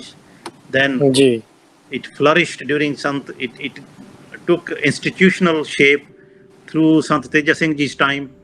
Baba ji director of agriculture ਹੋਣ ਦੇ ਬਾਵਜੂਦ ਪੂਰੀ ਲਾਈਫ ਤੇਜਾ ਸਿੰਘ ਉਹਨਾਂ ਦਾ ਹੁਕਮ ਮੰਨ ਕੇ ਇੱਕ ਸਾਰੀ ਸਰਵਿਸ ਕੀਤੀ, ਐਜੂਕੇਸ਼ਨ ਕੀਤੀ, ਤੇ ਰਿਟਾਇਰਮੈਂਟ ਤੋਂ ਬਾਅਦ ਜਾ ਕੇ ਬਾਬਾ ਜੀ ਨੂੰ ਕਿਹਾ ਕਿ ਆਪ ਪਿੰਡ ਇੱਕ ਬਕਾਊ ਹੈ ਹਿਮਾਚਲ 'ਚ, ਬੜੂ ਸਾਹਿਬ ਲੱਭੋ ਕਿੱਥੇ ਗਾ ਉਹ। ਉਹਨਾਂ ਨੂੰ ਡਾਇਰੈਕਸ਼ਨ ਦਿੱਤੀਆਂ, ਉਹ 70 ਕਿਲੋਮੀਟਰ ਡੇਲੀ ਐਵਰੇਜ ਵਾਕ ਕਰਕੇ ਉਹ ਪਿੰਡ ਲੱਭਿਆ, ਪਿੰਡ ਖਰੀਦਿਆ, ਤੇ ਰਿਟਾਇਰਮੈਂਟ ਤੋਂ ਬਾਅਦ ਸਿਰਫ 5 ਬੱਚਿਆਂ ਦੇ ਨਾਲ ਉੱਥੇ ਸਕੂਲ, ਇੱਕ ਕੱਚੀ ਬਿਲਡਿੰਗ ਦੇ ਵਿੱਚ ਸਕੂਲ ਸ਼ੁਰੂ ਕੀਤਾ। ਇਹ ਕਰਾਮਾਤ ਨਹੀਂ ਤੇ ਹੋਰ ਕੀ ਹੈ, ਇਹ ਪਰਮਾਤਮਾ ਨਹੀਂ ਜੀ ਕਰਵਾ ਰਿਹਾ ਤਾਂ ਹੋਰ ਕੌਣ ਕਰਵਾ ਰਿਹਾ। ਹੁਣ ਜੇ ਫਿਰ ਵੀ ਅਸੀਂ ਅੱਖਾਂ ਬੰਦ ਕਰਕੇ ਉਸ ਮਿਸ਼ਨ ਵੱਲ ਨੂੰ ਨਾ ਦੇਖੀਏ, ਨਾ ਸਪੋਰਟ ਕਰੀਏ ਜੀ, ਉਹ ਇਹਦੇ ਚ ਤਾਂ ਫਿਰ ਸਭ ਤੋਂ ਵੱਡਾ ਗੁਨਾਹਗਾਰ ਤੇ ਕੋਈ ਨਹੀਂ ਹੋ ਸਕਦਾ ਜੀ। ਬਿਲਕੁਲ ਅਟਵਾਲ ਜੀ, ਤੁਸੀਂ ਬੜੀ ਖੂਬਸੂਰਤੀ ਨਾਲ ਦੱਸਿਆ ਕਿ ਕਿਸ ਤਰ੍ਹਾਂ ਬਾਬਾ ਜੀ ਵੀ ਜਿਹੜੀ ਕਹਿੰਦੇ ਵੀ ਉਹਨਾਂ ਨੇ ਕਿਸ ਤਰ੍ਹਾਂ ਸਾਰਾ ਸੈਟਅਪ ਕੀਤਾ, ਕਿੱਦਾਂ ਜਰਨੀ ਚੱਲੀ, ਤੁਸੀਂ ਬਰੀਫ ਦੇ ਵਿੱਚ ਉਹਨਾਂ ਨੂੰ ਟੱਚ ਕੀਤਾ। ਤੇ ਤੁਸੀਂ ਵੀ ਦੱਸਿਆ ਕਿ ਹੁਣ ਡਾਕਟਰਾਂ ਦੇ ਕਹਿਣ ਦੇ ਨਾਲ ਤੁਹਾਡੇ ਪਿਛਲੇ ਜੀਵਨ ਦੀ ਜਿਹੜੀ ਉਹ ਪੈਦਲ ਚੱਲਣ ਦੀ ਕਸਰ ਹੈ, ਹੁਣ 5 ਕਿਲੋਮੀਟਰ ਰੋਜ਼ ਕਹਿ ਲਓ ਵੀ ਬੈਂਚਮਾਰਕ ਬਣ ਗਿਆ ਹੈ ਹਨਾ ਜੀ। ਤੇ ਪੈਦਲ ਚੱਲਣ ਦੀ ਮੈਨੂੰ ਵੀ ਬੜੀ ਆਦਤ ਸੀਗੀ ਜੀ, ਮੈਨੂੰ ਬੜਾ ਵਧੀਆ ਲੱਗਦਾ ਸੀ ਜਦੋਂ ਮੈਂ ਅਨੰਦਪੁਰ ਸਾਹਿਬ ਹੁੰਦਾ ਸੀਗਾ ਜੀ, ਮੈਂ ਮੋਟਰਸਾਈਕਲ ਦੀ ਚਾਬੀ ਡੈਡੀ ਜੀ ਨੂੰ ਫੜਾ ਦੇਣੀ ਸ਼ੌਪ ਤੇ ਕਿ ਮੈਂ ਘਰੇ ਪੈਦਲ ਚੱਲਿਆ। ਉਹਨਾਂ ਨੇ ਕਹਿਣਾ ਕਿ ਤੂੰ ਲੈ ਜਾ ਮੋਟਰਸਾਈਕਲ, ਤੂੰ ਲੈ ਕੇ ਕਦੋਂ ਨਹੀਂ ਜਾ ਰਿਹਾ। ਪਰ ਉਹ ਸ਼ਾਮ ਦਾ ਟਾਈਮ ਹੁੰਦਾ ਸੀ ਤਾਂ ਫਿਰ ਉਹ ਵਧੀਆ ਲੱਗਦਾ ਸੀ ਪੈਦਲ ਘਰੇ ਜਾਣਾ ਜੀ। ਤੇ ਤੁਸੀਂ ਬਾਬਾ ਜੀ ਦੀ ਗੱਲ ਕੀਤੀ ਹੈ ਜੀ, ਬਾਬਾ ਇਕਬਾਲ ਸਿੰਘ ਜੀ ਦੀ, ਕਿ ਉਹਨਾਂ ਨੇ ਆਪਣੇ ਦੱਸਿਆ ਕਿ ਕਿਸ ਤਰ੍ਹਾਂ ਉਹ 70 ਕਿਲੋਮੀਟਰ ਵੀ ਰੋਜ਼ ਤੁਰਦੇ ਹੁੰਦੇ ਸੀਗੇ। ਮੈਨੂੰ ਲੱਗਦਾ ਹੁਣ ਕਿਉਂਕਿ ਬਾਬਾ ਜੀ ਦੀ ਗੱਲ ਹੋਈ ਹੈ, ਬਾਬਾ ਜੀ ਨੇ ਵੀ ਇੱਕ ਮੈਸੇਜ ਸੰਗਤਾਂ ਦੇ ਨਾਮ ਦਿੱਤਾ ਹੈਗਾ ਆ ਵਾਕ ਟੂ ਸੇਵ ਦੇ ਲਈ। ਮੈਂ ਚਾਹਾਂਗਾ ਕਿ ਅਸੀਂ ਹੁਣ ਉਹ ਮੈਸੇਜ ਸੁਣੀਏ ਤੇ ਆਪਣੇ ਦਰਸ਼ਕਾਂ ਦੇ ਨਾਲ ਸਾਂਝਾ ਕਰੀਏ। ਠੀਕ। ਸਾਧ ਸੰਗਤ ਜੀ, ਵਾਹਿਗੁਰੂ ਜੀ ਖਾਲਸਾ, ਵਾਹਿਗੁਰੂ ਜੀ ਫਤਿਹ। ਅੱਜ ਕੱਲ੍ਹ ਬੜੀ ਉਤਸ਼ਾਹ ਨਾਲ ਲੋਕੀ ਸੈਰ ਕਰਨ ਲੱਗ ਪਏ ਨੇ, ਪੈਦਲ ਚੱਲਦੇ ਨੇ, ਇਹ ਬਹੁਤ ਅੱਛੀ ਗੱਲ ਹੈ। ਸਭ ਤੋਂ ਵੱਡੀ ਐਕਸਰਸਾਈਜ਼ ਦੁਨੀਆ 'ਚ ਮੰਨੀ ਹੈ ਪੈਦਲ ਚੱਲਣਾ। ਬੜੇ ਬੜੇ ਅਵਤਾਰ ਮਹਾਂਪੁਰਸ਼ ਪੈਦਲ ਚੱਲੇ ਨੇ। ਗੁਰੂ ਨਾਨਕ ਦੇਵ ਜੀ ਦੀ ਐਸਟੀਮੇਟ ਲਾਉਂਦੇ ਲੋਕੀ, ਕਿੱਥੇ ਲਾਸਾ ਤੋਂ ਲੈ ਕੇ ਫਰਾਂਸ ਗਏ ਨੇ, ਤਿੱਬਤ ਤੋਂ ਲੈ ਕੇ ਸਿਲੋਨ ਤੱਕ ਗਏ ਨੇ, ਫਿਰ ਅਸਾਮ ਤੱਕ ਗਏ, ਸਾਰੀ ਦੁਨੀਆ ਫੇਰੀ ਮਹਾਰਾਜ ਨੇ। ਸਵਾਏ ਅਮਰੀਕਾ ਨਹੀਂ ਪਤਾ ਲੱਗਾ ਮਹਾਰਾਜ ਗਏ ਨੇ, ਮਗਰ ਫਰਾਂਸ ਤੱਕ ਜ਼ਰੂਰ ਮਹਾਰਾਜ ਗਏ ਨੇ। ਅਫਰੀਕਨ ਕੰਟਰੀ 'ਚ ਵੀ ਲੋਕ ਹੁਣ ਕਰ ਚੁੱਕੇ ਨੇ, ਉੱਥੇ ਵੀ ਮਹਾਰਾਜ ਗਏ ਨੇ। ਕਹਿਣ ਦਾ ਭਾਵ ਆ ਪੈਦਲ ਚੱਲਣਾ, ਇੰਨਾ ਪੈਦਲ ਚੱਲੇ ਮਹਾਂਪੁਰਸ਼, ਫਿਰ ਵੀ ਗੁਰਮੁਖੋ ਉਹਨਾਂ ਦੀ ਉਮਰ ਬਹੁਤ ਵੱਡੀ ਹੋਈ। ਸੰਤ ਅਤਰ ਸਿੰਘ ਮਹਾਰਾਜ ਵੀ ਜਦੋਂ ਵਿਰਾਗ ਆਏ ਤਾਂ ਹਜ਼ੂਰ ਸਾਹਿਬ ਜਾਣਾ ਸੀ, ਔਰ ਉਹ ਮਿਲਟਰੀ 'ਚ ਕਰਦੇ ਸੀ ਸਰਵਿਸ ਸੇਵਾ ਮਿਲਟਰੀ 'ਚ ਦਾਖਲ ਸੀ ਅਤੇ ਪਿਸ਼ਾਵਰੋਂ ਉਹਨਾਂ ਦਾ ਨਾਵਾਂ ਆਪਣਾ ਉਹਨਾਂ ਨੇ ਕਟਾਇਆ ਕਿ ਛੁੱਟੀ ਲਈ ਨਾਵਾਂ ਕਟਾ ਕੇ ਅਤੇ ਇਰਾਕ 'ਚ ਆ ਕੇ ਪਿਸ਼ਾਵਰ ਤੋਂ ਪੈਦਲ ਚਲੇ ਗਏ। ਪਹਿਲੇ ਖੱਬਾ ਪੁੱਟ ਕਰਦੇ ਵਾਹ ਕਰਦੇ, ਸੱਜਾ ਪੁੱਟ ਵਾਹਿਗੁਰੂ ਵਾਹ ਗੁਰੂ ਵਾਹ ਗੁਰੂ ਵਾਹ ਗੁਰੂ ਕਰਦੇ ਰਹੇ। ਵਾਹ ਗੁਰੂ ਕਰਦੇ ਕਰਦੇ ਗੁਰਮੁਖੋ ਕੰਦੇ ਨੇ ਕਈ ਦਫਾ 100 ਕਿਲੋਮੀਟਰ ਵੀ ਚੱਲ ਜਾਂਦੇ ਸੀ, ਕਿਉਂਕਿ ਜਦੋਂ ਸੁਰਤ ਸ਼ਬਦ ਨਾਲ ਲੱਗ ਜਾਏ ਨਾ ਥਕਾਵਟ ਹੀ ਮੁੱਲ ਜਾਂਦੀ ਆ। ਤੁਸੀਂ ਕਰਕੇ ਦੇਖੋ ਸਹੀ, ਸੁਰਤ ਸ਼ਬਦ ਨੂੰ ਲਾ ਲਓ, ਸਰੀਰ ਆਪੇ ਹੀ ਨੱਠਿਆ ਜਾਂਦਾ, ਕੋਈ ਥਕਾਵਟ ਹੀ ਨਹੀਂ ਹੁੰਦੀ। ਸਾਰੇ ਗੁਰੂ ਸਾਹਿਬ ਪੈਦਲ ਚੱਲਦੇ ਰਹੇ। ਪਹਿਲੇ ਤਾਂ ਕਿਹੜੀਆਂ ਮੋਟਰਾਂ ਗੱਡੀਆਂ ਹੁੰਦੀਆਂ ਸੀ, ਸਾਰੇ ਪੈਦਲ। ਬੜੀ ਉਮਰਾਂ ਹੁੰਦੀਆਂ ਸੀ, 100 ਸਾਲ ਉਮਰ ਹੁੰਦੀ ਸੀ, ਕਈਆਂ 100 ਸਾਲ ਤੋਂ ਵੀ ਵੱਡੀ ਉਮਰ ਸੀ। ਤਾਂ ਪੈਦਲ ਚੱਲਣਾ ਇੱਕ ਬਹੁਤ ਵੱਡੀ ਐਕਸਰਸਾਈਜ਼ ਹੈ। ਪੈਦਲ ਚੱਲਣਾ ਤੁਹਾਡਾ ਮਨ ਵੀ ਇਕਾਗਰ ਹੁੰਦਾ ਆ। ਜਿੰਨੇ ਮਹਾਂਪੁਰਸ਼ ਹੋਏ ਨੇ, ਗੁਰੂ ਨਾਨਕ ਵੀ ਪੈਦਲ ਚੱਲਿਆ, ਕਹਿੰਦਾ ਮੈਂ ਬਾਕੀ ਸਾਰੇ ਗੁਰੂ, ਮੈਂ ਦੱਸਿਆ ਤੁਹਾਨੂੰ ਪੈਦਲ ਚੱਲੀਏ, ਮੈਂ ਵੀ ਪੈਦਲ ਬਹੁਤ ਚੱਲਦਾ ਰਿਹਾ ਹਿਮਾਚਲ 'ਚ। ਮੈਂ ਤਾਂ ਇੱਕ ਦਿਨ ਦਾ 70 ਕਿਲੋਮੀਟਰ ਕਰਦਾ ਰਿਹਾ। ਔਰ ਮੈਂ ਉਸ ਪਹਾੜੀ 'ਤੇ ਵੀ ਗਿਆ ਜਿੱਥੋਂ ਆਪਣਾ ਰੋਹਤਾਂਗ ਪਾਸ ਹੁੰਦਾ ਸੀ, ਆਪਣਾ ਜਿੱਥੋਂ ਚਨਾਬ ਦਰਿਆ ਨਿਕਲਦਾ ਆ। ਕੈਲਾਸ਼ ਪਰਬਤ ਦੇ ਲਾਗੇ ਵੀ ਗਿਆ ਮੈਂ। ਪਹਾੜ ਸਾਰੇ ਗਾਏ ਨੇ, ਪਰ ਮੈਨੂੰ ਤਾਂ ਕੁਛ ਦੁੱਖ ਹੋਇਆ ਨਹੀਂ ਭਾਈ, ਮੇਰੇ ਤਾਂ ਸਟੈਮਿਨਾ ਵਧਿਆ, ਬੜਾ ਚੱਲਦਾ ਰਿਹਾ ਮੈਂ। ਤਾਂ ਕਹਿੰਦਾ ਵਾ ਜਿੰਨਾ ਤੁਸੀਂ ਚਲੋਗੇ, ਸਭ ਤੋਂ walking is the best exercise. ਜੇ ਵਾਕ ਕਰਾਂਗੇ ਤਾਂ ਸਭ ਤੋਂ ਵੱਡੀ ਐਕਸਰਸਾਈਜ਼ ਹੁੰਦੀ ਆ। ਚਲੀਏ ਨੱਠੀਏ ਔਰ ਇਹ ਕਰੀਏ।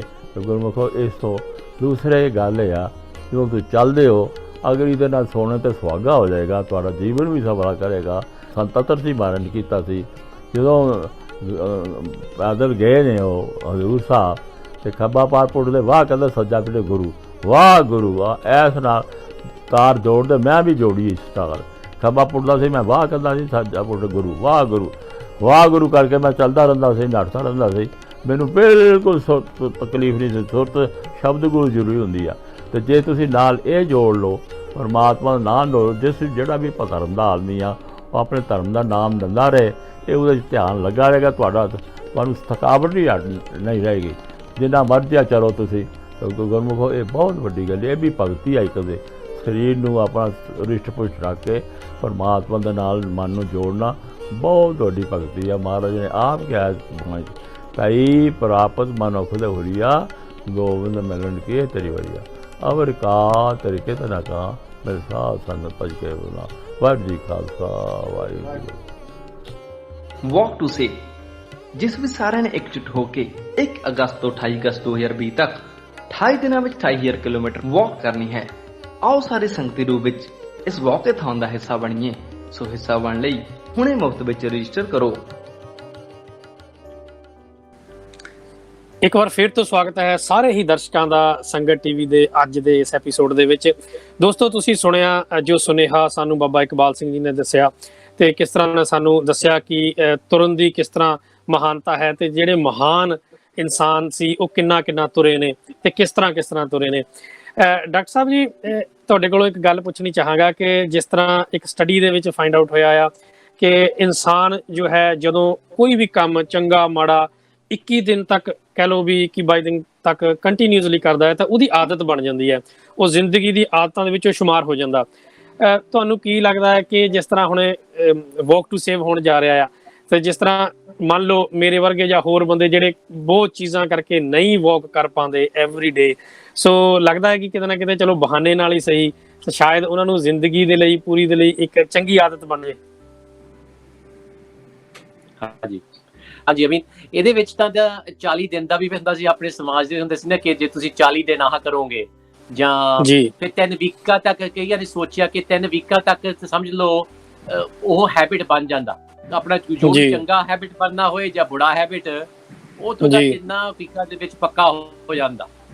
ਸੋ ਤਾਂ ਹੀ ਕਹਿੰਦੇ ਨੇ ਕਿ ਆਪਾਂ ਨੂੰ ਜੇ ਹੁਣ ਪਾਠ ਵੀ ਕਰੋ, ਹਰੇਕ ਦਿਨ ਕਰਨ ਲੱਗ ਜਾਓ, ਨਿਤਨੇਮੀ ਬਣ ਜਾਓ, ਤਾਂ ਉਹਦਾ ਵੀ ਇੱਕ ਮਹਾਰਾਜ ਨੇ ਆਪਾਂ ਨੂੰ ਬਹੁਤ ਸੋਹਣਾ ਦਿੱਤਾ ਹੈ ਕਿ ਜਦੋਂ ਗੁਰੂ ਵਾਲੇ ਬਣ ਗਏ ਤੁਸੀਂ ਨਿਤਨੇਮ ਕਰਨਾ ਆ। ਉਹ ਨਿਤਨੇਮ ਤੁਹਾਡੀ ਸਿਸਟਮ ਦਾ ਇੱਕ ਲਾਈਫ ਦਾ ਇੱਕ ਊਰਜਾ ਬਣ ਜਾਂਦਾ ਹੈ ਜੀ। ਸੋ ਤੁਹਾਨੂੰ ਉਹ ਫਿਰ ਸਹੀ ਪਾਥ ਦੇ ਉੱਤੇ ਰੱਖਦਾ।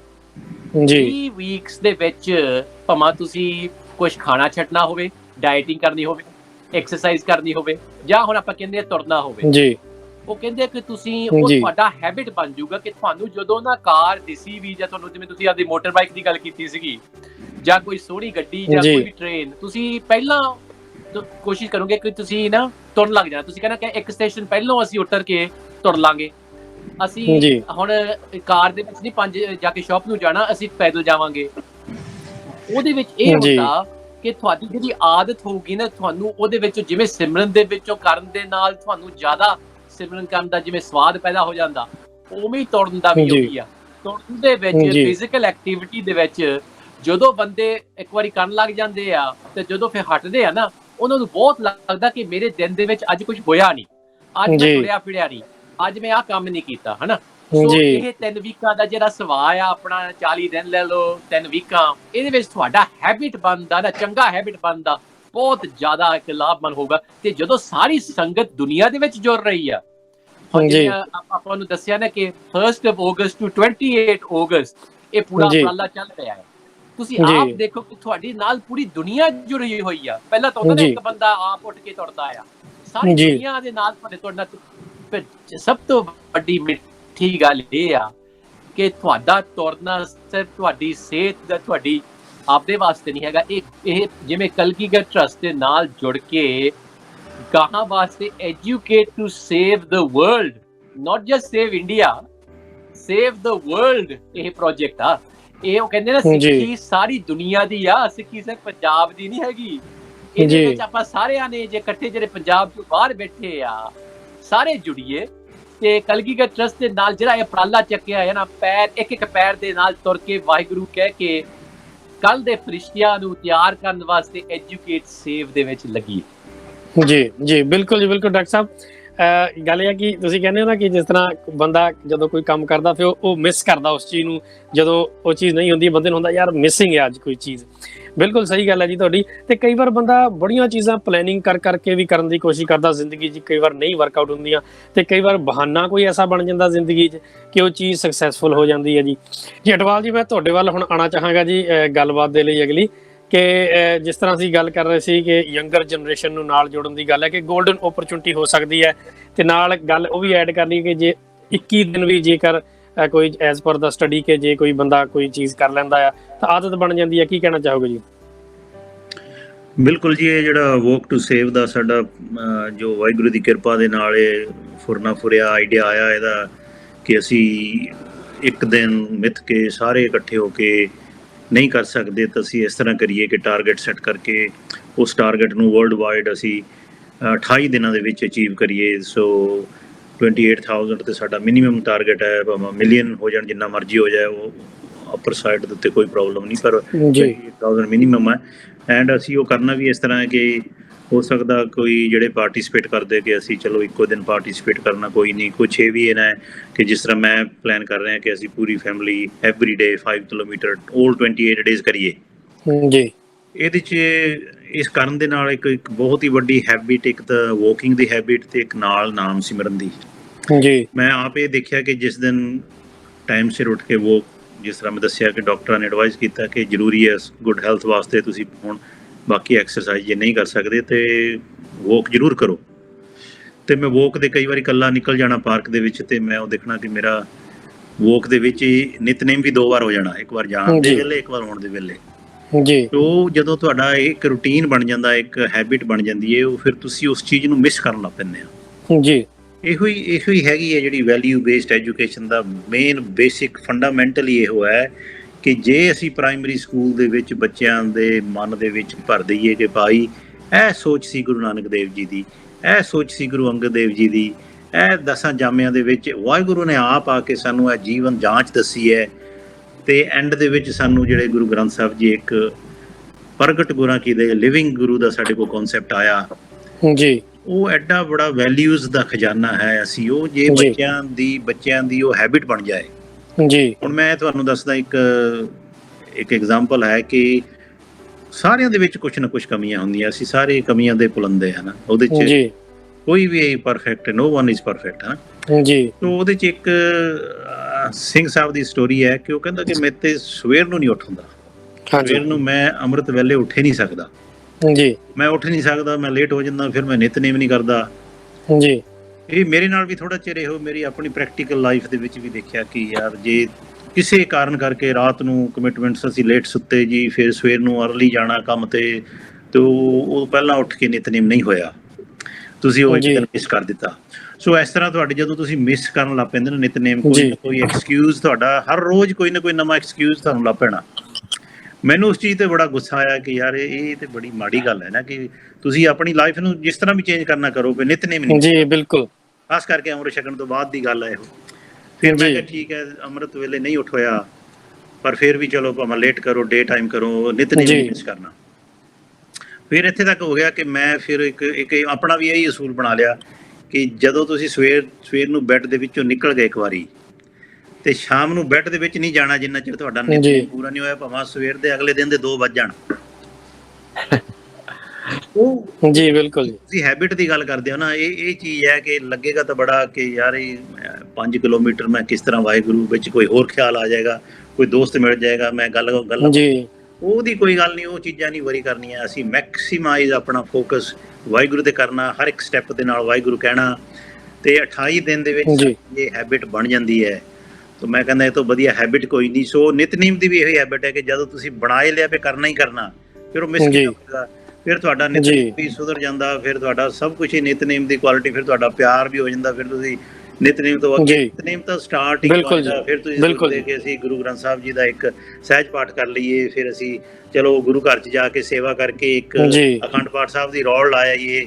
ਸੋ ਇਹ ਬਹੁਤ ਚੀਜ਼ਾਂ, ਇਹ ਸਾਰੀਆਂ ਗੱਲ ਹੈਗੀ ਚੰਗੀ ਹੈਬਿਟ ਪਾਉਣ ਦੀ। ਅਸੀਂ ਇਹੋ ਜਿਹੜੀ ਹੈਬਿਟ ਦੇ ਨਾਲ ਅਸੀਂ ਤਾਂ ਚਲੋ ਹੈਬਿਟ ਪਾਉਣ ਦੀ ਤਾਂ ਗੱਲ, ਸਾਡਾ ਤਾਂ ਏਜੰਡਾ ਹੀ ਬਿਲਕੁਲ ਅਲੱਗ ਪਾਸੇ ਨੂੰ ਚੱਲ ਗਿਆ, ਸਿੱਖੀ ਦਾ ਤਾਂ ਏਜੰਡਾ ਹੀ ਵਿਖਰ ਗਿਆ ਬਿਲਕੁਲ। ਜੇ ਇਸ ਏਜੰਡੇ ਦੇ ਉੱਤੇ ਇੱਕ ਆਰਗੇਨਾਈਜੇਸ਼ਨ ਨੇ ਪਹਿਰਾ ਦਿੱਤਾ, ਇੰਨਾ ਸਖਤ ਪਹਿਰਾ ਦਿੱਤਾ। ਮੈਂ ਆਪਣੇ ਡਾਕਟਰ ਸਾਹਿਬ ਜੋ ਡਾਕਟਰ ਦਵਿੰਦਰ ਸਿੰਘ ਜੀ, ਉਹਨਾਂ ਨਾਲ ਗੱਲ ਕਰ ਰਿਹਾ ਸੀ ਕਿ ਭਾਈ ਤੁਹਾਡਾ ਇਹ ਜਿਹੜਾ ਰੂਲ ਹੈ ਆਰਗੇਨਾਈਜੇਸ਼ਨ ਦਾ, ਇਹ ਤਾਂ ਬਹੁਤ ਸਖਤ ਹੈ। ਕਈ ਲੋਕ ਇਹਨੂੰ ਸਮਝਦੇ ਵੀ ਇਹ ਤਾਂ ਕੱਟੜਪੰਥੀ ਹੈ, ਇਹ ਤੁਸੀਂ ਕਿਉਂਕਿ ਬੱਚਿਆਂ ਦੇ ਕੋਲ ਚੁਆਇਸ ਹੀ ਕੋਈ ਨਹੀਂ, ਤੁਹਾਨੂੰ ਸਿੱਖੀ ਸਰੂਪ 'ਚ ਰਹਿਣਾ ਪੈਣਾ, ਨਿਤਨੇਮ ਕਰਨਾ ਪੈਣਾ।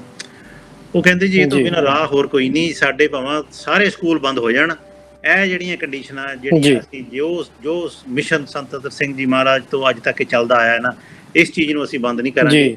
ਸੋ ਉਸ ਚੀਜ਼ ਦੇ ਉੱਤੇ ਪਹਿਰਾ ਦੇਣ ਦੀ ਬਹੁਤ ਸਖਤ ਜ਼ਰੂਰਤ ਹੈ। ਅਸੀਂ ਕਹਿੰਦੇ ਕੋਈ ਨਹੀਂ ਵੱਡਾ ਹੋ ਕੇ ਕਰ ਲਏਗਾ, ਕੋਈ ਨਹੀਂ ਵੱਡਾ ਹੋ ਕੇ। ਸੋ ਅਸੀਂ ਜਦੋਂ ਮੁੰਡੇ ਨੂੰ ਕਹਿੰਦੇ ਵੀ ਅਸੀਂ ਡਾਕਟਰ ਬਣਾਉਣਾ, ਉਹ ਕਿਉਂ ਨਹੀਂ ਕਹਿੰਦੇ ਕੋਈ ਨਹੀਂ ਵੱਡਾ ਹੋ ਕੇ ਬਣ ਜਾਏਗਾ। ਉਹਦੇ ਲਈ ਤੇ ਅਸੀਂ 10-10 ਕਿਲੋ ਦੀਆਂ ਕਿਤਾਬਾਂ ਮੂਹਰੇ ਰੱਖ ਦਿੰਦੇ ਪਏ, ਆਹ ਪੜ੍ਹ। ਜਦੋਂ ਆਪਣੀ ਅਧਿਆਤਮ ਦੀ ਗੁਰਮਤ ਦੀ ਗੱਲ ਆਉਂਦੀ ਹੈ, ਸਿੱਖੀ ਦੀ ਗੱਲ ਆਉਂਦੀ ਹੈ, ਕੋਈ ਨਹੀਂ ਜਦੋਂ ਵਾਹਿਗੁਰੂ ਦੀ ਕਿਰਪਾ ਹੋਣੀ ਆਪੇ ਹੋ ਜਾਣਾ, ਕੋਈ ਨਹੀਂ ਜਦੋਂ। ਸੋ ਇਹ ਸਾਡਾ ਜਿਹੜਾ ਏਜੰਡਾ ਨਾ ਬਿਲਕੁਲ ਗਲਤ ਏਜੰਡੇ ਤੇ ਅਸੀਂ ਜਾ ਰਹੇ ਹਾਂ, ਤੇ ਉਹਦਾ ਜੋ ਨੁਕਸਾਨ ਅਸੀਂ ਸਾਰੀ ਕਮਿਊਨਿਟੀ, ਸਾਰਾ ਕੌਮ, ਸਾਰਾ ਸੰਸਾਰ ਹੀ ਭੁਗਤ ਰਿਹਾ ਇਸ ਵੇਲੇ। ਸੋ ਨੋਬਲ ਸਾਹਿਬ, ਤੁਹਾਡਾ ਕੁਐਸਚਨ ਸੀਗਾ ਕਿ ਅਸੀਂ ਚਾਹੁੰਦੇ ਹਾਂ ਕਿ ਹਾਂ 28 ਦਿਨਾਂ 'ਚ ਸਾਡੀ ਉਹ ਇੰਨੀ ਵਧੀਆ ਆਦਤ ਬਣ ਜਾਏ, ਅਸੀਂ ਹਰ ਰੋਜ਼ ਜਾਈਏ ਵੋਕ ਤੇ, ਅਸੀਂ ਹੁਣ ਵਾਹਿਗੁਰੂ ਕਰ ਰਹੇ ਹਾਂ, ਅਸੀਂ ਆਪਣਾ ਨਿਤਨੇਮ ਵੀ ਕਰ ਲਈਏ, ਨਾਲ ਜੁੜੇ ਰਹੀਏ, ਤੇ ਸਾਰਾ ਦਿਨ ਤੁਹਾਡਾ ਇਸੇ ਡਬਲ ਪ੍ਰੋਡਕਟਿਵ, ਸਾਡੀ ਐਫੀਸ਼ੀਐਂਸੀ ਵੱਧ ਜਾਂਦੀ ਹੈ, ਤੁਹਾਡਾ ਫੋਕਸ ਵੱਧ ਜਾਂਦਾ, ਤੁਹਾਡੀ ਕਨਸੈਂਟਰੇਸ਼ਨ ਵੱਧ ਜਾਂਦੀ ਹੈ, ਤੁਹਾਡਾ ਸੈਲਫ ਕੌਨਫੀਡੈਂਸ ਵੱਧਦਾ, ਤੇ ਤੁਹਾਡੀ ਅਚੀਵਮੈਂਟ ਆਲਮੋਸਟ ਡਬਲ ਹੋ ਜਾਂਦੀ। ਜੀ ਬਿਲਕੁਲ ਜੀ। ਮੈਂ ਉਹੀ ਅਗਲੀ ਗੱਲ ਜਿਹੜੀ ਤੁਹਾਡੇ ਨਾਲ ਕਰਨਾ ਚਾਹੁੰਦਾ ਸੀ ਕਿ ਮੈਸੇਜ ਤੁਸੀਂ ਕੀ ਦੇਣਾ ਚਾਹੋਗੇ, ਉਹ ਤੁਸੀਂ message I think already clear ਕਰ ਹੀ ਦਿੱਤਾ ਹੈ ਹੁਣ ਸਾਡੇ ਦਰਸ਼ਕਾਂ ਨੂੰ। ਜੀ ਡਾਕਟਰ ਸਾਹਿਬ ਜੀ, ਇੱਕ ਸ਼ਾਰਟ ਮੈਸੇਜ 2 ਮਿੰਟ ਦੇ ਵਿੱਚ ਤੁਸੀਂ ਕੀ ਦੇਣਾ ਚਾਹੋਗੇ ਸਾਡੇ ਦਰਸ਼ਕਾਂ ਨੂੰ? ਸ਼ਾਰਟ ਮੈਸੇਜ ਇਹ ਹੈ ਕਿ ਨਾ ਜਿਹੜਾ ਵੋਕ ਟੂ ਸੇਵ ਦਾ ਕਲਗੀਧਰ ਟਰਸਟ ਦਾ ਉਪਰਾਲਾ ਆ, ਇਹ ਸਿਰਫ ਇਹਨਾਂ ਦਾ ਉਪਰਾਲਾ ਨਹੀਂ, ਇਹਨਾਂ ਨੇ ਪੂਰੇ ਜਗਤ ਵਾਸਤੇ ਸਾਰੇ ਸਿੱਖਾਂ ਦਾ, ਜਿਹੜੇ ਨੌਨ ਸਿੱਖ ਐਂਡ ਸਿੱਖ ਆਪਣੇ ਪੂਰੇ ਜਗਤ ਦੇ ਵਿੱਚ ਆ, ਉਹ ਇਹਦੇ ਨਾਲ ਜੁੜੋ। ਤੇ ਇਹਦੇ ਵਿੱਚ ਇੱਕ ਤਾਂ ਤੁਸੀਂ ਫਿਜ਼ੀਕਲ ਹੈਲਥ ਪ੍ਰਾਪਤ ਕਰੋਗੇ ਤੁਰਨ ਦੇ ਨਾਲ, ਦੂਜੀ ਗੱਲ ਹੈ ਤੁਸੀਂ ਮੈਂਟਲ ਹੈਲਥ ਪੈਦਾ ਕਰੋਗੇ, ਕਿਉਂਕਿ ਉਹਦੇ ਵਿੱਚ ਤੁਹਾਡੇ ਵਿੱਚ ਇੱਕ ਡਿਸਿਪਲਿਨ ਆ ਜਾਊਗਾ, ਜਿਹੜਾ ਹਰੇਕ ਦਿਨ ਤੁਸੀਂ ਉਹ 28 ਡੇਜ਼ ਵਾਸਤੇ ਤੁਰਨਾ ਆ। ਤੁਹਾਨੂੰ ਇਹ ਵੀ ਹੋਊਗਾ ਕਿ ਸਾਡੇ ਨਾਲ ਸਾਰਾ ਜਗਤ ਨਾਲ, ਗੁਰੂ ਨਾਨਕ ਦੇਵ ਜੀ ਤੁਹਾਡੇ ਨਾਲ ਹੀ ਆ, ਹਨਾ। ਸੋ ਮੈਂਟਲ ਤੇ ਸਪਿਰਿਚੁਅਲ ਹੈਲਥ ਤਾਂ ਆਉਣੀ ਆ, ਕਿਉਂਕਿ ਵਾਹਿਗੁਰੂ ਦਾ ਗੁਰਮੰਤਰ ਦਾ ਸਿਮਰਨ ਹੋਣਾ ਆ, ਮੂਲ ਮੰਤਰ ਦਾ ਹੋਵੇ ਤਾਂ ਗੁਰਮੰਤਰ ਦਾ। ਪਰ ਤੁਸੀਂ ਇਹ ਕਰਨਾ ਕਿ ਜਿਹੜਾ ਤੁਸੀਂ ਉਪਰਾਲਾ ਕਰ ਰਹੇ ਹੋ, you are doing something to save future generations. ਸਿਰਫ ਆਹ ਜਨਰੇਸ਼ਨ ਨਹੀਂ, ਸਿਰਫ ਤੁਹਾਡੇ ਘਰ ਵਾਸਤੇ, ਆਪਦੇ ਵਾਸਤੇ ਜਿਹੜੀ ਐਕਸਰਸਾਈਜ਼ ਕਰਨੀ ਜਾਂ ਆਪਦੇ ਘਰ ਵਾਸਤੇ, ਤੁਸੀਂ ਪੂਰੇ ਜਗਤ ਨੂੰ ਹੈਲਥੀ ਬਣਾਉਣਾ ਆ। Work to save, educate to save, Kalgidhar trust ਦੀ ਮਿਸ਼ਨ ਦੇ ਨਾਲ ਆਪਾਂ ਸਾਰੇ we are very fortunate to join ਜੀ। ਤਾਂ ਆਪਾਂ ਜੀ ਬਿਲਕੁਲ ਜੀ, ਬਿਲਕੁਲ ਜੀ, ਧੰਨਵਾਦ ਡਾਕਟਰ ਸਾਹਿਬ। ਬਿਲਕੁਲ ਦੋਸਤੋ, ਗੱਲ ਇਹ ਹੈ ਕਿ ਆਪਣੇ ਲਈ ਤਾਂ ਹਰੇਕ ਬੰਦਾ ਜਿਉਂਦਾ ਤੇ ਚੱਲਦਾ ਆ, ਸਾਰੀ ਜ਼ਿੰਦਗੀ ਦੇ ਜੋ ਕੰਮ ਹੈ, ਜੋ ਕਾਰਜ ਕਰਦਾ ਹੈ, ਪਰ ਕਿਸੇ ਦੇ ਸਹਾਰਾ ਬਣ ਕੇ, ਕਿਸੇ ਦਾ ਸਹਾਰਾ ਬਣ ਕੇ ਜਾਂ ਕਿਸੇ ਦੇ ਲਈ ਚੱਲਿਆ ਹੋਇਆ ਇੱਕ ਕਦਮ ਜੋ ਹੁੰਦਾ ਆ, ਸਾਡੇ ਆਪਣੇ ਲਈ ਚੱਲੇ ਹਜ਼ਾਰਾਂ ਲੱਖਾਂ ਕਦਮਾਂ ਤੋਂ ਕਿਤੇ ਜ਼ਿਆਦਾ ਅਹਿਮੀਅਤ ਰੱਖਦਾ ਤੇ ਮਹਾਨ ਹੁੰਦਾ ਹੈ। ਦੋਸਤੋ, ਗੱਲ ਇਹ ਹੈ ਕਿ ਤੁਹਾਨੂੰ ਇਨਫੋਰਮੇਸ਼ਨ ਹੁਣ ਵਾਕ ਟੂ ਸੇਵ ਦੇ ਲਈ ਤੇ ਉਹਦੇ ਪਰਸਪੈਕਟਿਵਸ ਦੇ ਲਈ ਕਾਹਤੋਂ ਇਹ ਕੀਤੀ ਜਾ ਰਹੀ ਹੈ, ਉਹ ਬੜੀ ਖੂਬਸੂਰਤੀ ਦੇ ਨਾਲ ਤੁਹਾਨੂੰ ਅਟਵਾਲ ਜੀ ਨੇ ਤੇ ਡਾਕਟਰ ਜਸਵੀਰ ਸਿੰਘ ਗਰੇਵਾਲ ਜੀ ਨੇ ਤੁਹਾਨੂੰ ਦੱਸਿਆ ਹੈਗਾ ਆ। ਸੋ ਸੰਗਤ ਟੀਵੀ ਵੀ ਇਹੀ ਅਪੀਲ ਕਰਦਾ ਹੈ ਕਿ ਤੁਸੀਂ ਇਸ ਤਰ੍ਹਾਂ ਦੇ ਇਵੈਂਟ ਦੇ ਵਿੱਚ ਵੱਧ ਚੜ ਕੇ ਹਿੱਸਾ ਲਓ ਤੇ ਤੁਸੀਂ ਜੋ ਹੈ ਰਜਿਸਟਰ ਕਰੋ ਉੱਥੇ। ਜੇਕਰ ਤੁਹਾਡੀ ਫਿਰ ਵੀ ਕੋਈ ਕੁਐਰੀ ਹੈ, ਕੋਈ ਪ੍ਰਸ਼ਨ ਹੈ ਤੁਹਾਡੇ ਮਾਈਂਡ ਦੇ ਵਿੱਚ, ਤੁਸੀਂ ਸਾਨੂੰ ਕੰਟੈਕਟ ਕਰ ਸਕਦੇ ਹੋ। ਟੀਵੀ ਸਕਰੀਨ ਤੇ ਸਾਡੇ ਕੰਟੈਕਟ ਨੰਬਰ ਤੇ ਵੈਬਸਾਈਟ ਜੋ ਅਵੇਲੇਬਲ ਹੋਣਗੇ, ਉੱਥੋਂ ਤੁਸੀਂ ਸਾਨੂੰ ਕੰਟੈਕਟ ਕਰ ਸਕਦੇ ਹੋ, ਸੰਪਰਕ ਕਰ ਸਕਦੇ ਹੋ। ਅਸੀਂ ਵੈਲਕਮ ਕਰਦੇ ਹਾਂ ਤੁਹਾਡੇ ਫੀਡਬੈਕ ਨੂੰ, ਅਸੀਂ ਵੈਲਕਮ ਕਰਾਂਗੇ ਤੁਹਾਡੇ ਜੋ ਵੀ ਕੁਐਸਚਨ ਹੋਣਗੇ ਉਹਨਾਂ ਦੇ ਲਈ। ਤੇ ਅੱਜ ਦੇ ਐਪੀਸੋਡ ਦੇ ਵਿੱਚ ਬਸ ਇੰਨਾ ਹੀ। ਅਗਲੀ ਵਾਰ ਫਿਰ ਤੋਂ ਤੁਹਾਡੇ ਨਾਲ ਮੁਲਾਕਾਤ ਹੋਏਗੀ, ਉਦੋਂ ਤੱਕ ਦਿਓ ਇਜਾਜ਼ਤ ਤੇ ਧੰਨਵਾਦ ਕਰਦੇ ਹਾਂ ਜੀ ਅੱਜ ਦੇ ਗੈਸਟ ਦਾ। ਤੇ ਵਾਹਿਗੁਰੂ ਜੀ ਕਾ ਖਾਲਸਾ ਤੇ ਵਾਹਿਗੁਰੂ ਜੀ ਕੀ ਫਤਿਹ।